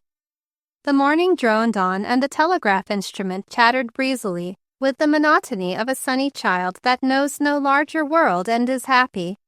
Sometimes it seemed to Gage as if every click pierced his head and he was going crazy. The shivers were keeping in time, running up and down his back and chilling his very heart. The room was cold, cold, cold. How did that fool of a girl stand it in a pink transparent blouse, showing her fat arms huskily? He shivered. Oh, for one of Miss Marilla's nice thick blankets and a hot water bag. Oh, for the soft, warm bed, the quiet room, and Miss Marilla keeping guard. But he was a man and a soldier, and every now and then would come Mary Amber's keen accusing voice. "Is that man here yet? And are you waiting on him?" It was that kept him up when he might have given way. He must show her he was a man after all. That man! What had she meant? Did she then suspect him of being a fraud and not the real nephew? Well, shiver, shiver, what did he care? Let Mary Amber go to thunder. Or if she didn't want to go, he would go to thunder himself. He felt himself there already. 2 hours went by. Now and then someone came in with a message and went out again. The girl behind the desk got out a pink sweater she was knitting and chewed gum in time to her needles. Sometimes she eyed her companion curiously, but he did not stir nor look up. If there hadn't been prohibition, she might have thought him drunk, She began to think about his message and weave a crude little romance around him. She wondered whether he had been wounded. If he had given her half a chance, she would have asked him questions, but he sat there with his head in his hands like a stone image and never seemed to know she was in the room. After a while, it got on her nerves, and she took up her telephone and carried on a gallery conversation with a fellow laborer somewhere up the line, giggling a good deal and telling about a movie she went to the night before. She used rare slang, with a furtive glance at the soldier for developments, but he did not stir. Finally, she remarked loudly that it was getting noontime and so longed her friend, clicking the receiver into place. "I gotta go to lunch now," she remarked in an impersonal tone. "I have an hour off. This office is closed at noontime." He did not seem to hear her, so she repeated it, and Gage looked up with bloodshot, heavy eyes. "What becomes of the message if it comes while you're away?" he asked feverishly. "Oh, it'll be repeated," she replied easily. "You can come back by, 'bout 2 o'clock or later, and maybe it'll be here. I gotta lock up now." Lyman Gage dragged himself to his feet and looked dazedly about him. Then he staggered out on the street. The sun hit him in the eyes again in a way that made him sick, and the wind caught his sleeves and ran down his collar gleefully. The girl shut the door with a click and turned the key, eyeing him doubtfully. He seemed to her very stupid for a soldier. If he had given her half a chance, she would have been friendly to him. She watched him drag down the street with an amused contempt, then turned to her belated lunch. Lyman Gage walked on down the road a little way, and then began to feel as if he couldn't stand the cold a second longer, though he knew he must. His heart was behaving strangely, seeming to be absent from his body for whole seconds at a time, and then returning with leaps and bounds that almost suffocated him. He paused and looked around for a place to sit down, and finding none, dropped down on the frozen ground at the roadside. It occurred to him that he ought to go back now, while he was able, for he was fast getting where from sheer weariness he couldn't walk. He rested a moment and then stumbled up and back toward Little Silverton. Automobiles passed him, and he remembered thinking if he weren't so sick and strange in his head, he would try to stand in the road and stop one and get them to carry him somewhere. He had often done that in France or even in this country during the war, but just now it seemed that he couldn't do that either. He had set out to prove to Mary Amber that he was a man and a soldier, and holding up automobiles wouldn't be compatible with that idea. Then he realized that all this was crazy thinking, that Mary Amber had gone to Thunder and so had he, and it didn't matter anyway. All that mattered was for him to get that money and go back and pay Miss Marilla for taking care of him. And then for him to take the next train back to the city and get to a hospital, if he could only hold out long enough for that. But things were fast getting away from him. His head was hot and in a whirl, and his feet were so cold he thought they must be dead. Without realizing it, he walked by the telegraph office and on down the road toward Purlingbrook again. The telegraph girl watched him from the window of the tiny bakery where she ate her lunch. "There goes that poor boob now," she said, with her mouthful of pie a la mode. "He gets my goat. I hope he doesn't come back. He'll never get no answer to that telegram he sent. People ain't going round picking up $500 to send to broke soldiers these days. They got 'em all in Liberty bonds. Say, Jess, give me one more of them chocolate eclairs, won't you? I gotta get back." About that time, Lyman Gage had found a log by the wayside and sunk down permanently upon it. He had no more breath to carry him on, and no more ambition. If Mary Amber had gone to Thunder, why should he care whether he got an answer to his telegram or not? She was only another girl anyway, his enemy, and he sank into a blue stupor with his elbows on his cold, cold knees and his face hidden in his hands. He had forgotten the shivers now. They had taken possession of him and made him one with them. It might be, after all, that he was too hot and not too cold. And there was a strange burning pain in his chest when he tried to breathe. So he wouldn't breathe. What was the use? Chapter 6. Miss Marilla tiptoed softly up the hall and listened at the door of the spare bedroom. It was time her soldier boy woke up and had some dinner. She had a beautiful little treat for him today, chicken broth with rice and some bits of tender breast meat on toast, with a quivering spoonful of currant jelly. It was very still in the spare room, so that a falling coal from the grate of the Franklin heater made a hollow sound when it fell into the pan below. If the boy was asleep, she could usually tell by his regular breathing, but though she listened with a keen ear, she could not hear it today. Perhaps he was awake, sitting up. She pushed the door open and looked in. Why, the bed was empty. She glanced around the room, and it was empty too.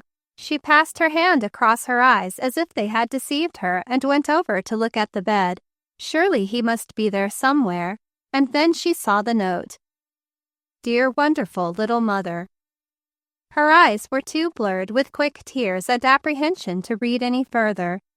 Mother, he had called her that. She could never feel quite alone in the world again. But where was he? She took the corner of her white apron and wiped the tears away vigorously to finish the note. Then, without pausing to think, and even in the midst of her great gasp of apprehension, she turned swiftly and went downstairs, out the front door, across the frozen lawn, and through the hedge to Mary Amber's house. Mary, Mary Amber, she called as she panted up the steps, the note grasped tightly in her trembling hand.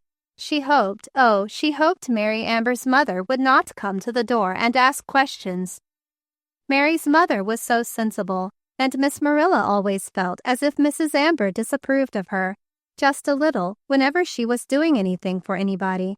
Not that Mary Amber's mother was not kind herself to people, but she was always so very sensible in her kindness, and did things in the regular way, and wasn't impulsive like Miss Marilla.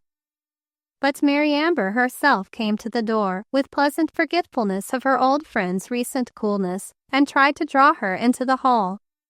This Miss Marilla firmly declined, however. She threw her apron over her head and shoulders as a concession to Mary's fears for her health, and broke out, "Oh, don't talk about me, Mary. Talk about him. He's gone. I thought he was asleep, and I went up to see if he was ready for his dinner, and he's gone. And he's sick, Mary. He's not able to stand up. Why, he's had a fever. It was 103 for 2 days and only got down to below normal this morning for the first time. He isn't fit to be out either. And that little thing uniform with no overcoat." The tears were streaming down Miss Marilla's sweet-dressed and china face, and Mary Amber's heart was touched in spite of herself. She came and put her arm around Miss Marilla's shoulder and drew her down the steps and over to her own home, closing the door carefully first so her mother needn't be troubled about it. Mary Amber always had tact when she wanted to use it. "Where was he going, dear?" she asked sympathetically, with a view to making out a good case for the soldier without Miss Marilla's bothering further about him. "I don't know," sobbed Miss Marilla. "He just thought he ought not to stay and bother me. Here, see his note." "Well, I'm glad he had some sense," said Mary Amber with satisfaction. "He was perfectly right about not staying to bother you."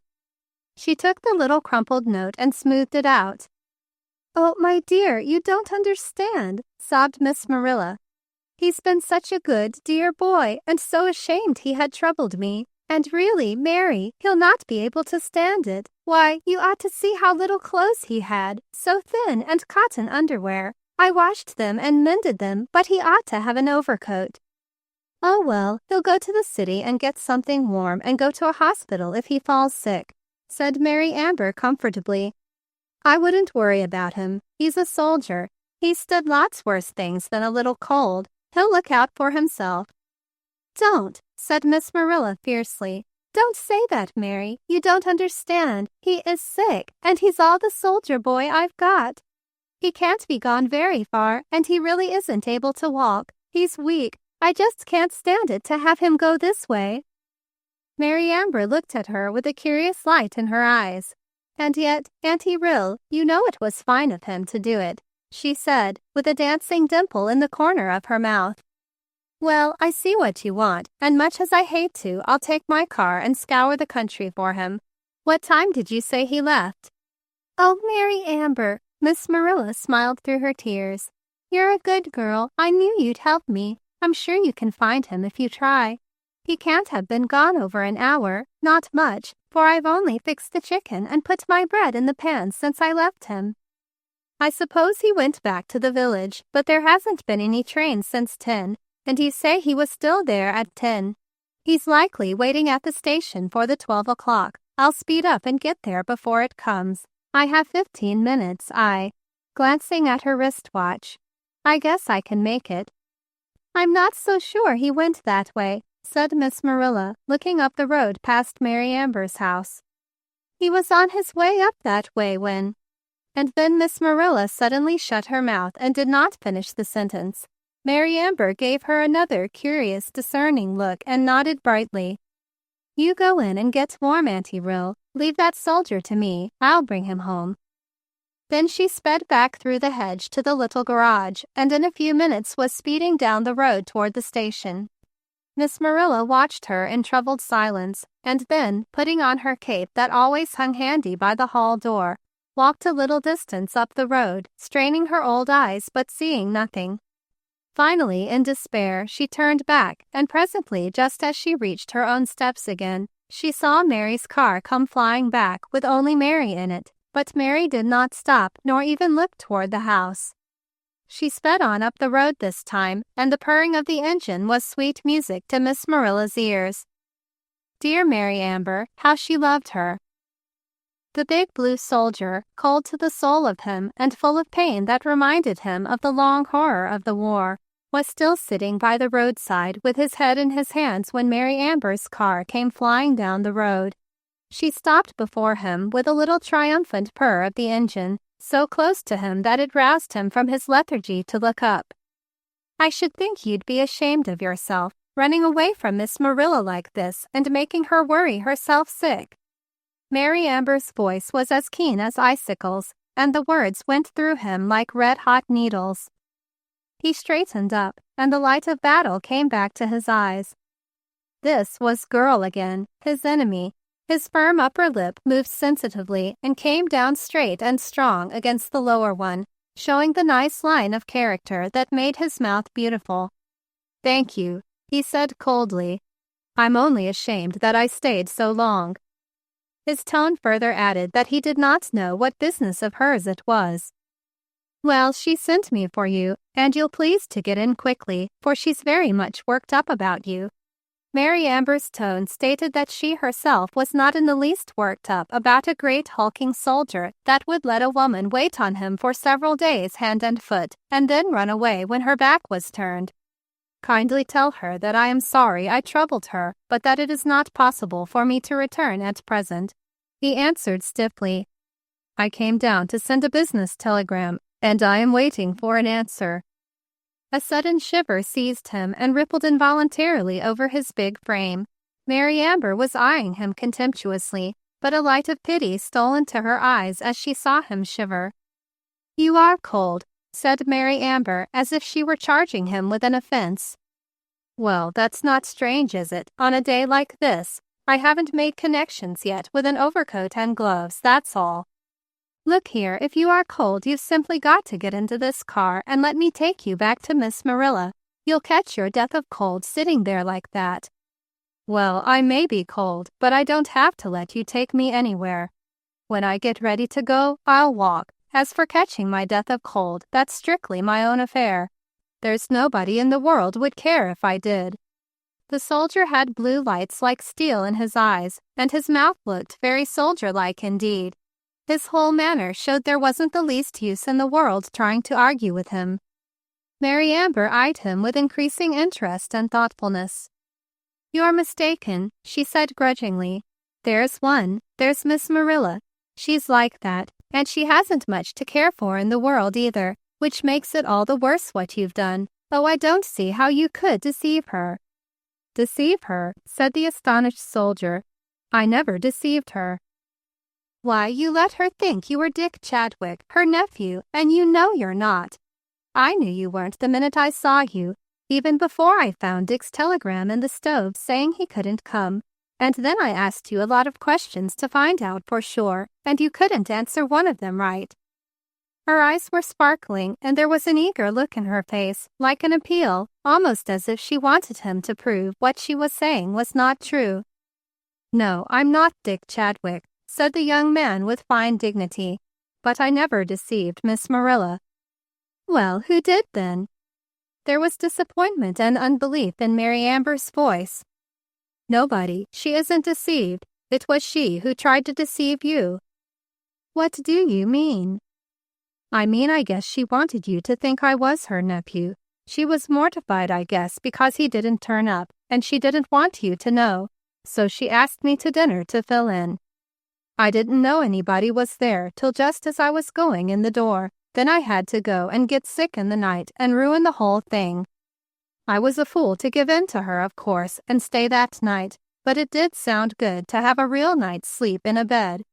I didn't think I was such a softy as to get out of my head and be on her hands like that. But you needn't worry. I intend to make it up to her fully, just as soon as I can lay my hands on some funds."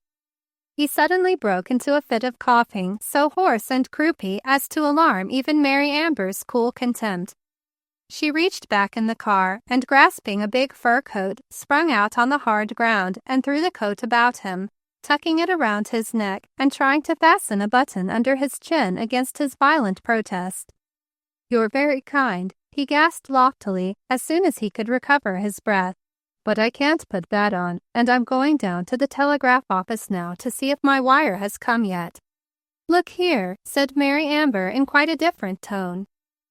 "I'm sorry I was so suspicious. I see I didn't understand. I ask your pardon, and won't you please put on this coat and get into this car and let me take you home quick? I'm really very much troubled about you."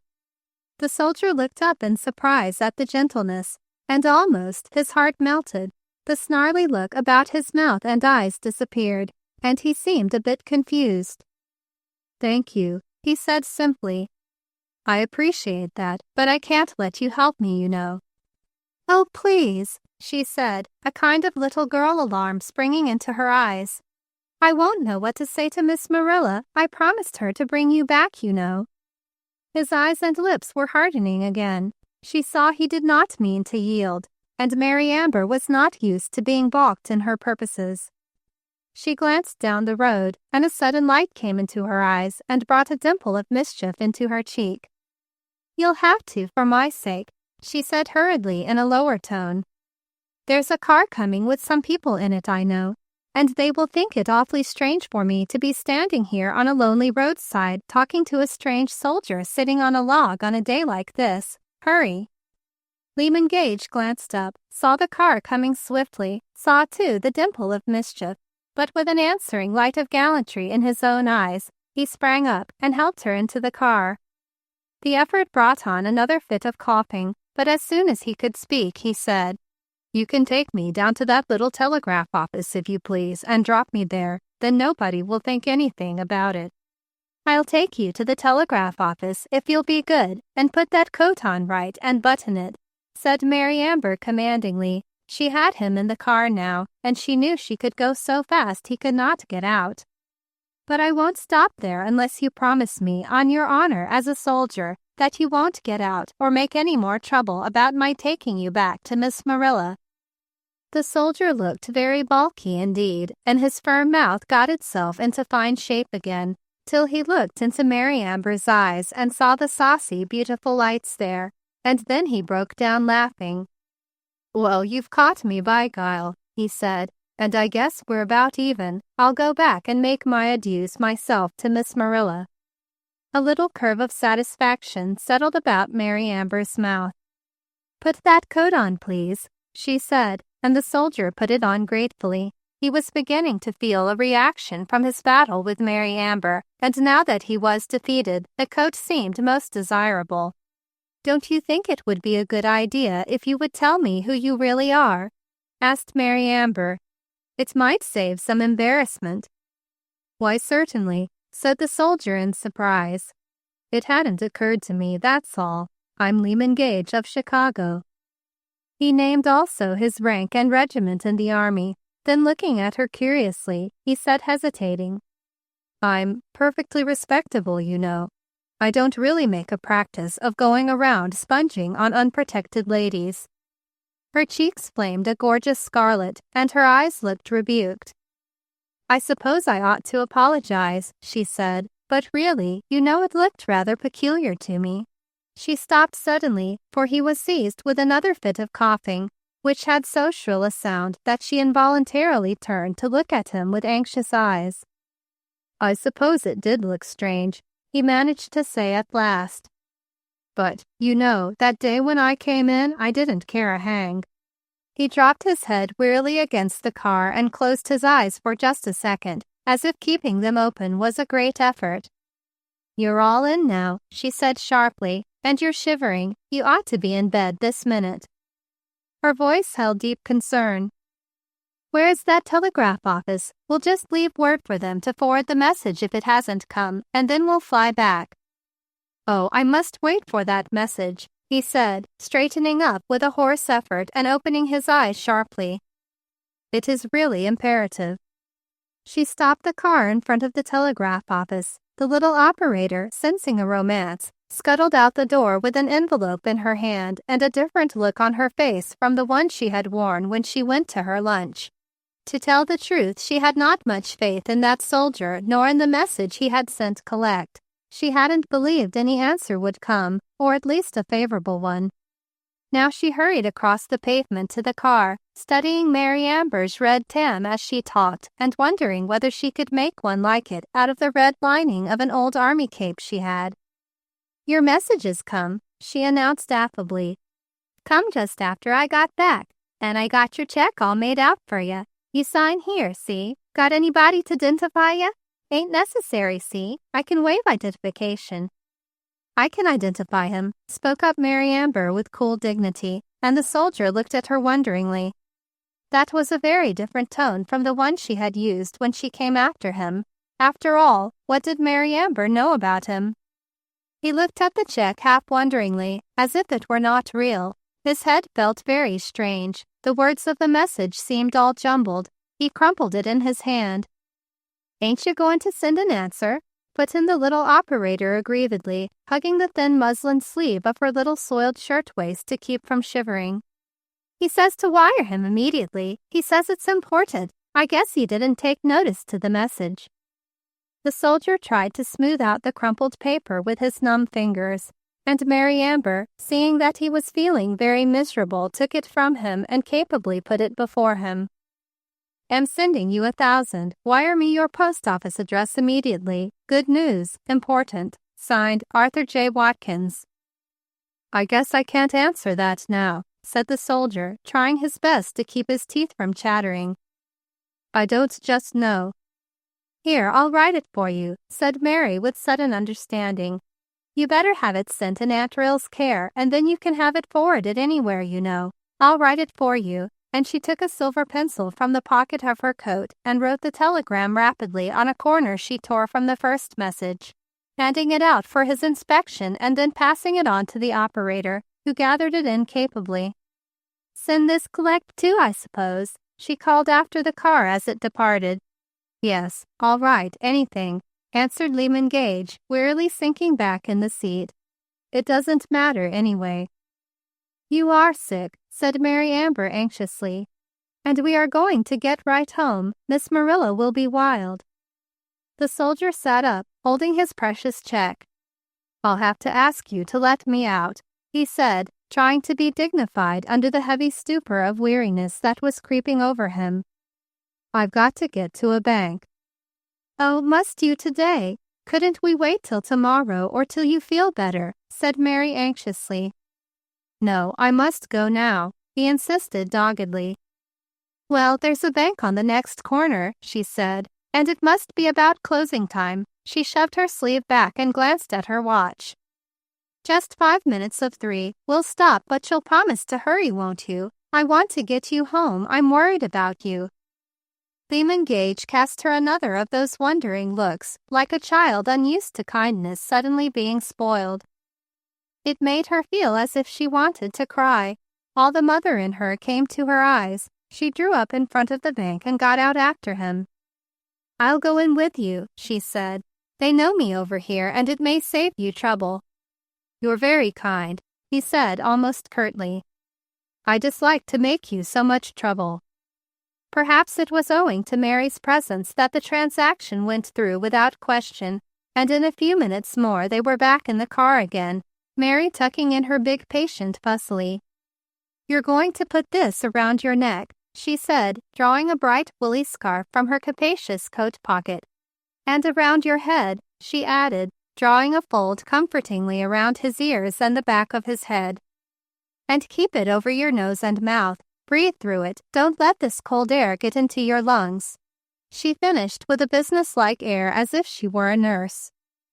She drew the ends of the scarf around, completely hiding everything but his eyes, and tucked the ends into the neck of the fur coat. Then she produced another blanket from some region beneath her feet and tucked that carefully around him. It was wonderful being taken care of in this way. If he only had not been so cold, so tired, and so sore all over, he could have enjoyed it. The scarf had a delicate aroma of spring and violets, something that reminded him of pleasant things in the past, but it all seemed like a dream. They were skimming along over the road up which he had come at so laborious a pace, and the icy wind cut his eyeballs. He closed his eyes, and a hot curtain seemed to shut him out from a weary world. Almost he seemed to be spinning away into space. He tried to open his mouth under the woolen fragrance and speak, but his companion ordered him sharply to be still till he got where it was warm, and a sharp cough like a knife caught him. So he sank back again into the perfumed silence of the fierce heat and cold that seemed to be raging through his body, and continued the struggle to keep from drifting into space. It did not seem quite gallant or gentlemanly to say nothing, nor soldierly to drift away like that when she was being so kind. And then a curious memory of the other girl drifted around in the frost of his breath mockingly, as if she were laughing at his situation, almost as if she had put him there and was glad. He tried to shake this off by opening his eyes and concentrating them on Mary Amber as she sat sternly at her wheel, driving her little machine for all it was worth, her eyes anxious and the flush on her cheek bright and glowing. The fancy came to him that she was in league with him against the other girl. He knew it was foolish, and he tried to drive the idea away, but it stayed till she passed her own hedge and stopped the car at Miss Marilla's gate. Then it seemed to clear away, and common sense reigned for a few brief moments while he stumbled out of the car and staggered into Miss Marilla's parlor, and into the warmth and cheer of that good woman's almost tearful, affectionate welcome. "I want you to take that," he said hoarsely, pressing into her hand the roll of bills he had got at the bank. And then he slid down into a big chair, and everything whirled away again. Miss Marilla stood aghast, looking at the money and then at the sick soldier, till Mary Amber took command. He never remembered just what happened, nor knew how he got upstairs and into the great warm kind bed again, with hot broth being fed him, and hot water bags in places needing them. He did not hear them call the doctor on the telephone, nor know just when Mary Amber slipped away down to her car again and rode away. But Mary Amber knew this was the afternoon when the Purlingbrook Chronicle went to press, and she had an item that must get in. Quite demurely she handed the envelope to the woman editor, just as she was preparing to mail the last of her copy to the printer in the city. The item read, "Miss Marilla Chadwick of Shirley Road is entertaining over the weekend Sergeant Lyman Gage of Chicago, but just returned from France. Sergeant Gage is a member of the same division and came over in the same ship with Miss Chadwick's nephew, Lieutenant Richard Chadwick, of whom mention has been made in a former number, and has seen long and interesting service abroad." Mary Amber was back at the house almost before she had been missed, and just as the doctor arrived, ready to serve in any capacity whatever. "Do you think I ought to introduce him to the doctor?" asked Miss Marilla of Mary in an undertone at the head of the stairs, while the doctor was divesting himself of his big fur overcoat. She had a drawn and anxious look, like one about to be found out in a crime. "He doesn't look to me as if he were able to acknowledge the introduction," said Mary, with a glance in at the spare bed, where the young man lay sleeping heavily and breathing noisily. "But ought I to tell him his name?" "That's all right, Auntie Rill," said Mary easily. "I told him his name was Gage when I phoned and said he was in the same division with your nephew. It isn't necessary for you to say anything about it." Miss Marilla paused and eyed Mary strangely with a frightened, appealing look, and then with growing relief. So Mary knew. She sighed and turned back to the sick room with a comforted expression growing round her mouth. But the comforted expression changed once more to anxiety, and self was forgotten utterly when Miss Marilla began to watch the doctor's face as the examination progressed. "What has this young man been doing?" he growled, rising from a position on his knees where he had been listening to the soldier's breathing with an ever-increasing frown. Miss Marilla looked at Mary, quite frightened, and Mary stepped into the breach. "He had a heavy cold when he came here, and Miss Chadwick nursed him, and he was doing nicely, but he ran away this morning. He had some business to attend to and slipped away before anybody could stop him. He got very much chilled, I think." "I should say he did," exclaimed the doctor. "Young fool, I suppose he thought he could stand anything because he went through the war. Well, he'll get his now. He's in for pneumonia. I'm sorry, Miss Chadwick, but I'm afraid you've got a bad case on your hands. Would you like to have me phone for an ambulance and get him to the hospital? I think it can be done at once with a minimum of risk."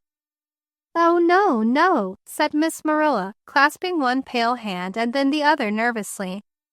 "I couldn't think of that. At least, not unless you think it's necessary. Not unless you think it's a risk to stay here. You see, he's almost like my own nephew."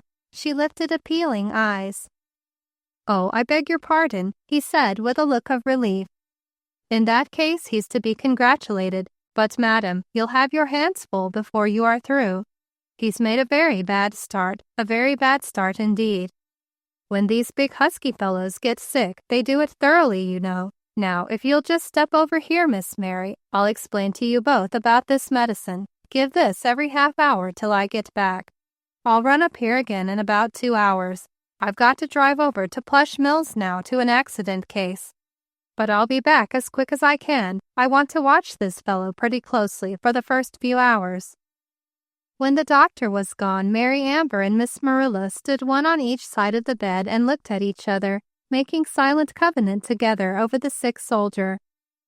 "Now," said Mary Amber softly, "I'm going down to the kitchen to look after things. You just sit here and watch him. I'll run over first to put the car away and tell Mother I'll stay with you tonight."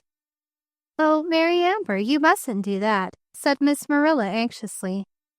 "I never meant to get you into all this scrape. Your mother won't like it at all. I'll get along all right. And anyway, if I find I can't, I'll get Molly Poke to come and help me. Mother will be perfectly satisfied to have me help you in any way I can," said Mary Amber with a light in her eyes. "And as for Molly Poke, if I can't look after you better than she can, I'll go and hide my head. You can get Molly Poke when I fail, but not till then. Now, Auntie Rill, go sit down in the rocking chair and rest. Didn't I tell you I'd help get that turkey dinner? Well, the dinner isn't over yet, that's all. And I owe the guest an apology for misjudging him. He's all right, and we've got to pull him through, Auntie Rill, so here goes." Mary Amber gave Miss Marilla a loving squeeze and sped down the stairs. Miss Marilla sat down to listen to the heavy breathing of the sick soldier and watch the long dark lashes on the sunken tanned cheeks. Chapter 7. For 3 weeks the two women nursed Lyman Gage, with now and then the help of Molly Poke in the kitchen. There were days when they came and went silently, looking at each other with stricken glances, and then at the sick man with pity. And Mary Amber went and looked at the letter lying on the bureau and wondered whether she ought to telegraph that man who had sent the soldier the money that day.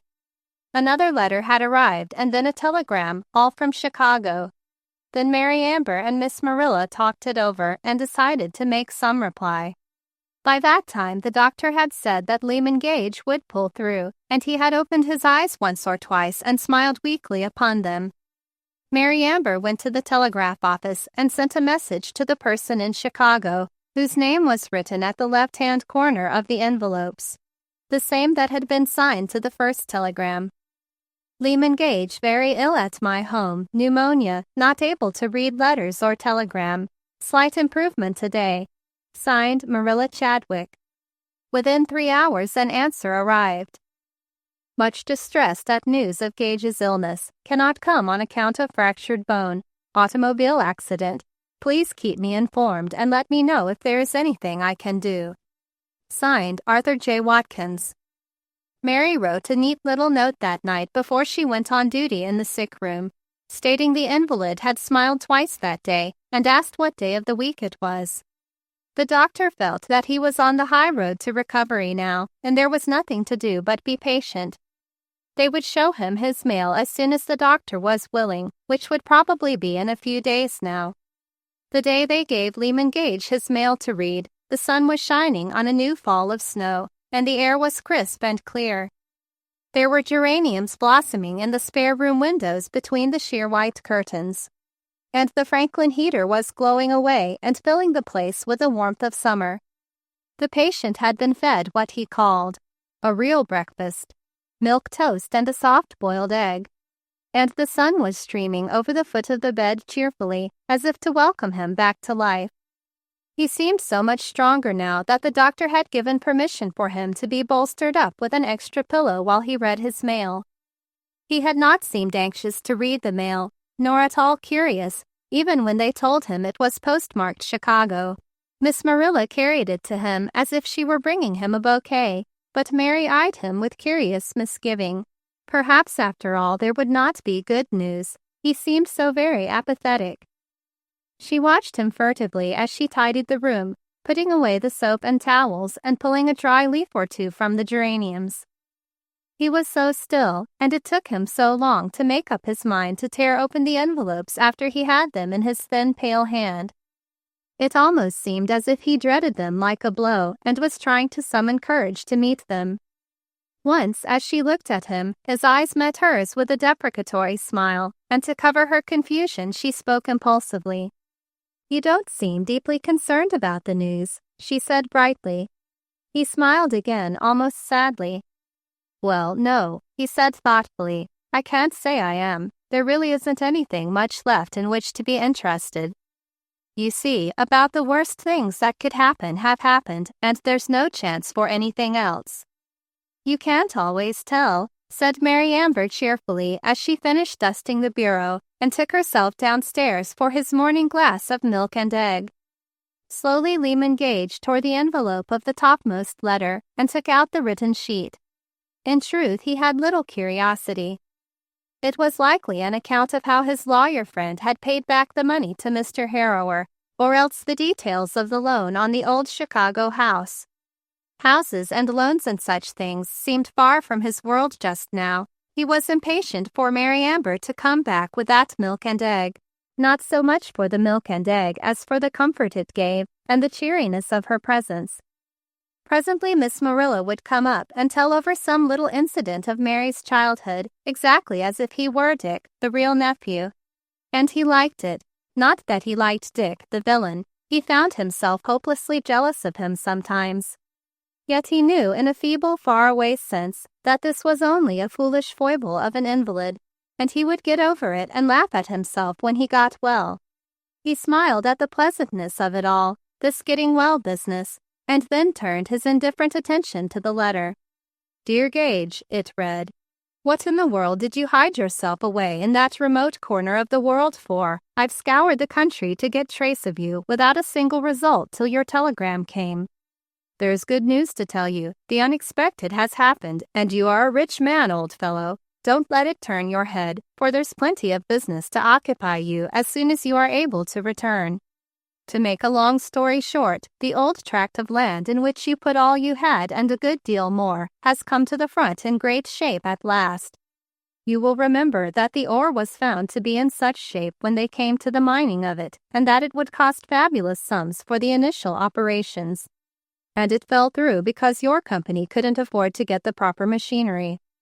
Well, the government has taken over the whole tract and is working it, I am enclosing the details on another paper, and you will perceive when you have looked it over how very much you are needed at home just now to decide numerous questions that have taxed my ingenuity to the limit to know just what you would want done.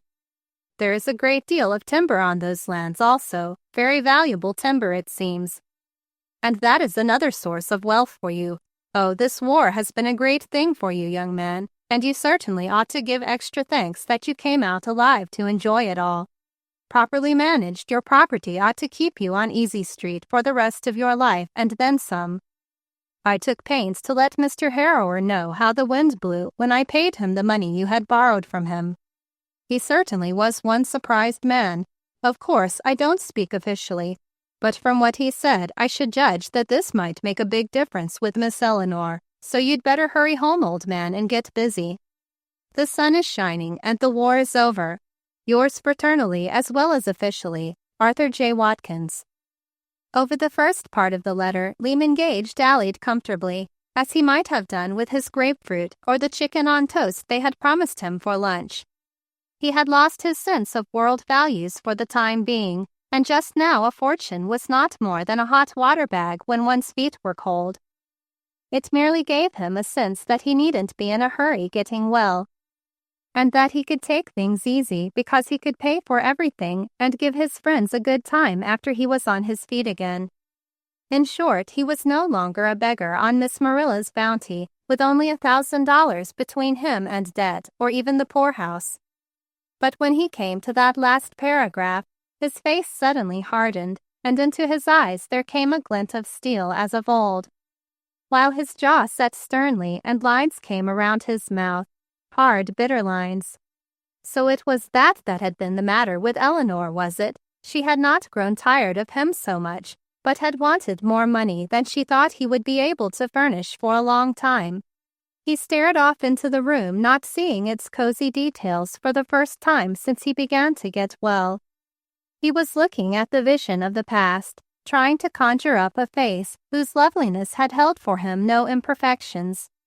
He was looking at it clearly now as it rose dimly in vision against the gray of Miss Marilla's spare room wall.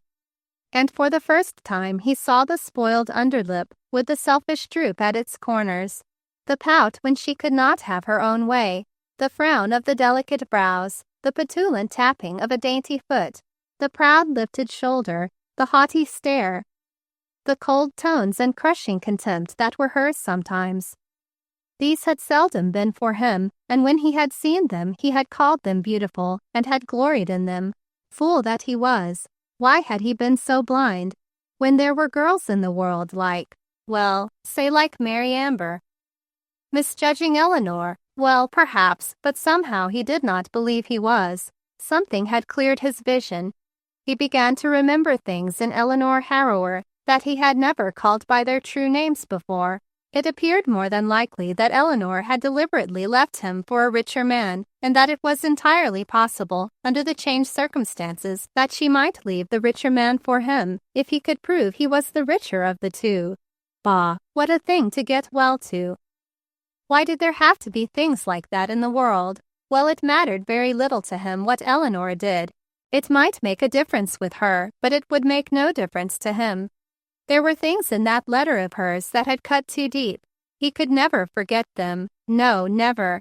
Not even if she came crawling to his feet and begging him to come back to her. As for going back to Chicago, business be hanged. He was going to stay right here and get well. A smile melted out on his lips, and comfort settled down about him as he heard Mary Amber's step on the stairs, and the soothing clink of the spoon in the glass of egg and milk. "Good news?" asked Mary Amber, as she shoved up the little serving table and prepared to administer the egg and milk. "Oh, so," he answered with a smile, sweeping the letters away from him and looking at the foaming glass with eager eyes. "Why, you haven't opened them all." Mary Amber laughed. "Oh, haven't I?" he said impatiently, sweeping them up and tearing them open wholesale with only a glance at each, then throwing them back on the coverlet again. "Nothing but the same old thing, hounding me back to Chicago," he grinned. "I'm having much too good a time to get well too fast, you may be sure." Somehow the room seemed cozier after that, and his sleep the sweeter when he took his nap. He ate his chicken on toast slowly to prolong the happy time. And he listened and smiled with deep relish at the little stories Miss Marilla told of Mary Amber's childhood. The gingerbread men with currant eyes, the naughty Dick who stole them. This world he was in now was such a happy, clean little world, so simple and so good. Oh, if he could have known a world like this earlier in his life! If only he could have been the hapless Dick in reality. Molly Poke was established in the kitchen downstairs now, and Miss Marilla hovered over her anxiously, leaving the entertaining of the invalid much to Mary Amber, who wrote neat business letters for him, telling his lawyer friend to do just as he pleased with everything till he got back, and who read stories and bits of poems and played chess with him as soon as the doctor allowed. Oh, they were having a happy time, the three of them. Miss Marilla hovered over the two as if they had been her very own children. And then, one lovely winter afternoon, when they were discussing how perhaps they might take the invalid out for a ride in the car Sunday next week, the fly dropped into the ointment. It was as lovely a fly as ever walked on tiny French heels, and came in a limousine lined with gray duvetine and electrically heated, and graced with hothouse rosebuds in a slender glass behind the chauffeur's right ear. She picked her way daintily up the snowy walk, surveyed the house and grounds critically as far as the amber hedge, and rang the bell peremptorily. Miss Marilla went to the front door, for Molly Poke was busy making cream puffs and couldn't stop. When she saw the little fly standing haughtily on the porch, swathed in a gorgeous moleskin cloak with a voluminous collar of tailless ermine and a little toque made of coral velvet embroidered in silver, she thought right away of a spider, a very beautiful spider, it's true, but all the same a spider. And when the beautiful red lips opened and spoke, she thought so all the more. "I have come to see Lyman Gage," she announced freezingly, looking at Miss Marilla with the glance one gives to a servant. Miss Marilla cast a frightened glance of discernment over the beautiful little face, for it was beautiful, there was no mistaking that, very perfectly beautiful, though it might have been only superficially so. Miss Marilla was not used to seeing skin that looked like soft rose leaves in baby perfection on a person of that age. Great baby eyes of blue set wide, with curling dark lashes, eyebrows that seemed drawn by a fairy brush, lips of such ruby red pout, and a nose chiseled in warm marble. Peaches and cream floated through her startled mind, and it never occurred to her that it was not natural. Oh, the vision was beautiful, there was no doubt about that. Miss Marilla closed the door and stood with her back to the stairs, a look of defiance upon her face. She had a fleeting thought of Mary and whether she ought to be protected. She had a spasm of fierce jealousy and a frenzy as to what she should do. "You can step into the parlor," she said in a tone that she hoped was calm, although she knew it was not cordial. "I'll go up and see if he's able to see you. He's been very sick. The doctor hasn't let him see any." She paused and eyed the girl defiantly. "Any strangers?" "Oh, that'll be all right." The girl laughed with a disagreeable tinkle. "I'm not a stranger, I'm only his fiancée." But she pronounced fiancé in a way that Miss Marilla didn't recognize at all, and she looked at her hand. It wasn't wife anyway, and it hadn't sounded like sister or cousin. Miss Marilla looked at the snip, that was what she began to call her in her mind, and decided that she didn't want her to see Lyman Gage at all. But, of course, Lyman Gage must be the one to decide that. "What did you say your name was?" she asked bluntly. For an answer, the girl brought out a ridiculous little silk bag with a clattering clasp and chain, and took from it a tiny gold card case, from which she handed Miss Marilla a card. Miss Marilla adjusted her spectacles and studied it a moment, with one foot on the lower stairs. "Well," she said reluctantly, "he hasn't seen anyone yet, but I'll go and find out if you can see him. You can sit in the parlor." She waved her hand again toward the open door and started upstairs. The blood was beating excitedly through her ears, and her heart pounded in pitiful thuds. If this snip belonged to her soldier boy, she was sure she could never mother him again. She wouldn't feel at home.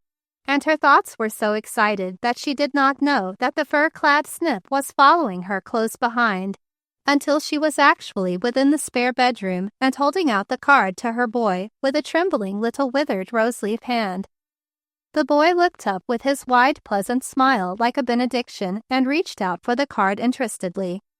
He caught the look of panic on Miss Marilla's face and the inscrutable one on Mary Amber's.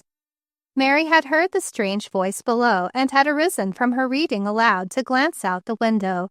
She now beat a precipitate retreat into the little sewing room just off the spare bedroom. Then Lyman Gage realized another presence in the room and looked beyond to the door where stood Eleanor Harrower, her big eyes watching him jealously from her swathing of gorgeous furs while he slowly took in the situation. It had been a common saying among his friends that no situation, however unexpected, ever found Lyman Gage off his guard or ever saw him give away his own emotions. Like lightning, there flitted over his face now a sudden cloud, like a curtain, shutting out all that he had been the moment before, putting under lock and seal any like or dislike he might be feeling, allowing only the most cool courtesy to appear in his expression. Miss Marilla, watching him like a cat, could not tell whether he was glad or sorry, surprised or indignant or pleased. He seemed none of these. He glanced with cool indifference toward the lovely vision smiling in the doorway now ready to gush over him, and a stern dignity grew in the set of his jaws, but otherwise he did not seem to have changed, and most casually, as if he had seen her but the week before, he remarked, "Oh, is that you, Eleanor? Seems to me you have chosen a cold day to go out. Won't you sit down?" He motioned toward a stiff little chair that stood against the wall, though Mary Amber's rocker was still waving back and forth from her hasty retreat. Miss Marilla simply faded out of the room, although Gage said politely, "Don't leave us, please." But she was gone before the words were out of his mouth, and with a sudden feeling of weakness, he glanced around the room wildly and realized that Mary Amber was gone too. Mary Amber stood in the sewing room and wondered what she ought to do, for the other door of the sewing room was closed and barred by a heavy iron bed that had been put up for convenience during the soldier's illness, and the only spot that was long enough to hold it was straight across the hall door. Obviously, Mary Amber could not get out of the sewing room without moving the bed, and she knew by experience of making it every morning that it squeaked most unmercifully when it was moved. Neither could she go out through the spare room, for she felt that her appearance would cause no end of explanations, and equally of course she dared not shut the door because it would make a noise and call attention to her presence. So Mary Amber tiptoed softly to the farthest end of the little room and stood rigidly silent, trying not to listen, yet all the more attuned and sensitive to whatever was going on in the next room. She fairly held her breath lest they should hear her, and pressed her fingers upon her hot eyeballs as if that would shut out the sound. "That's scarcely the way I expected you to meet me, Limey," in the sweet lilt of Eleanor Harrower's pampered voice. "I was scarcely expecting you, you know, after what has happened," came chillingly in Lyman Gage's voice, a bit high and hollow for his illness, and all the cooler for that. "I couldn't stay away when I knew you were ill, Limey dear." The voice was honeyed sweet now. "What had that to do with it?" The tone was almost vicious. "You wrote that we had grown apart, and it was true. You are engaged to another man." "Well, can't I change my mind?" The tone was playful, kittenish. It smote Lyman Gage's memory that he had been wont to call it teasing and enjoy it in her once upon a time. "You've changed your mind once too often." The sick man's voice was tense in his weakness, and his brow was dark. "Why, Lyman Gage, I think you are horrid," cried the girl with a hint of indignant tears in her voice. "Here I come a long journey to see you when you're sick, and you meet me that way and taunt me. It's not like you. You don't seem a bit glad to see me. Perhaps there's someone else." The voice had a taunt in it now, and an assurance that expected to win out in the end, no matter to what she might have to descend to gain her point. But she had reckoned without knowledge, for Lyman Gage remembered the picture he had torn to bits in the dying light of the sunset and trampled in the road. Those same brilliant eyes, that soft-tinted cheek, Those painted lips that had smiled impudently up at him that way as he had ground them beneath his heel. And this was Girl, his natural enemy, who would play with him at her pleasure and toss him away when he was no longer profitable to her, expecting to find him ready at a word again when circumstances changed. He straightened up with sudden strength and caught her words with a kind of joyful triumph. Yes, there is someone else. Mary Amber.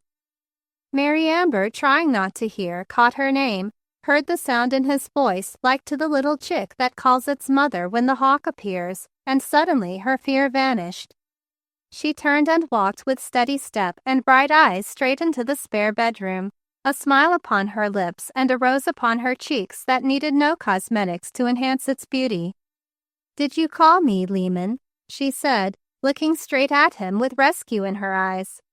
He put out his hand to her and she went and stood by the bed, over across from the visitor, who had turned and was staring amazedly, insolently at her now.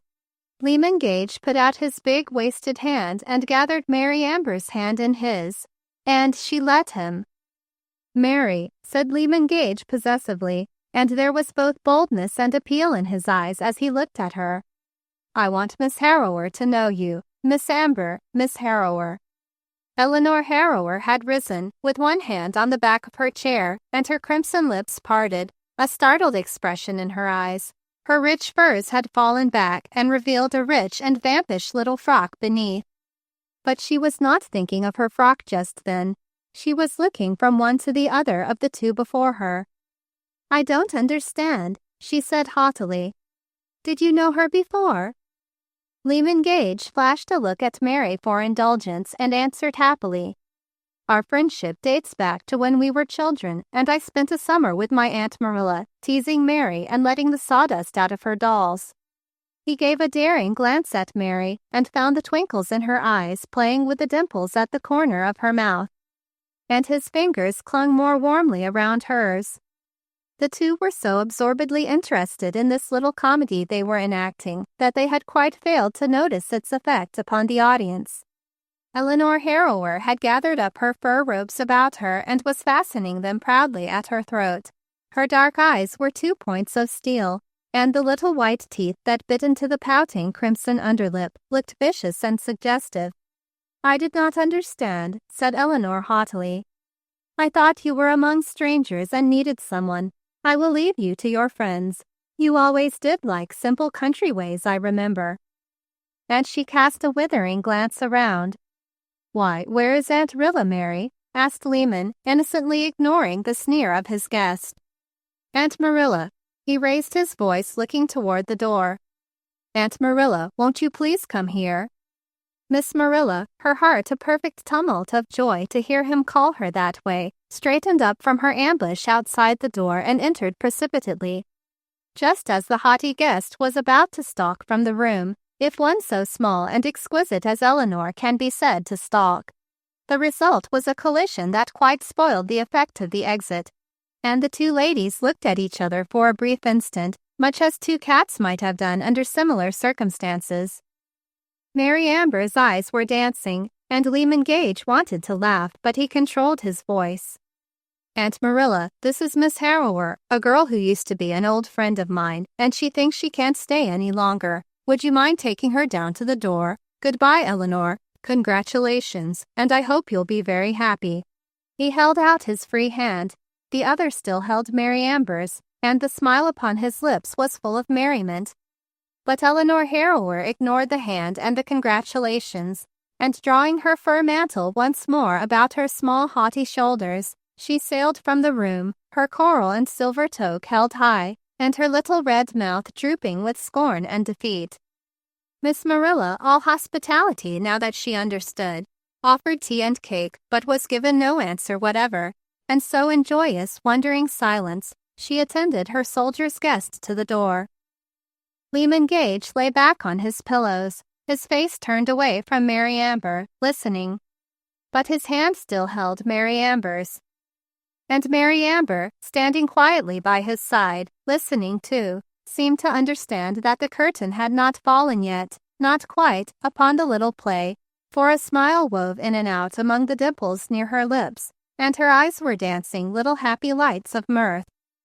It was not until the front door shut upon the guest and they heard the motor's soft purr as the car left the house that they felt the tenseness of the moment relax, and consciousness of their position stole upon them. "Mary, Mary Amber," whispered Lyman Gage softly, looking up into her face. "Can you ever forgive me for all this?" He held her hand and his eyes pleaded for him. "But it's all true. There is another one. I love you, and oh, I'm so tired. Mary Amber, can you forgive me and love me just a little bit?"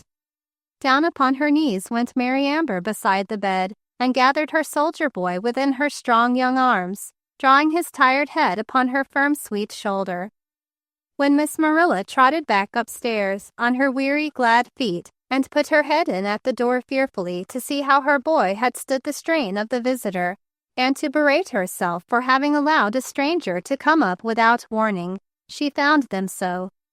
Mary Amber soothing her patient to sleep by kisses on his tired eyelids, and the soldier's big pale hand enfolding Mary's little one contentedly, while the man's low voice growled tenderly, "Mary, you are the only girl I ever really loved. I didn't know there was a girl like you when I knew her." So Miss Marilla drew the door closed softly, lest Molly Poke should come snooping round that way, and trotted off to the kitchen to see about some Charlotte Russe for supper, a great thankful gladness growing in her heart, for oh, suppose it had been that other hussy. End of The Big Blue Soldier by Grace Livingston Hill.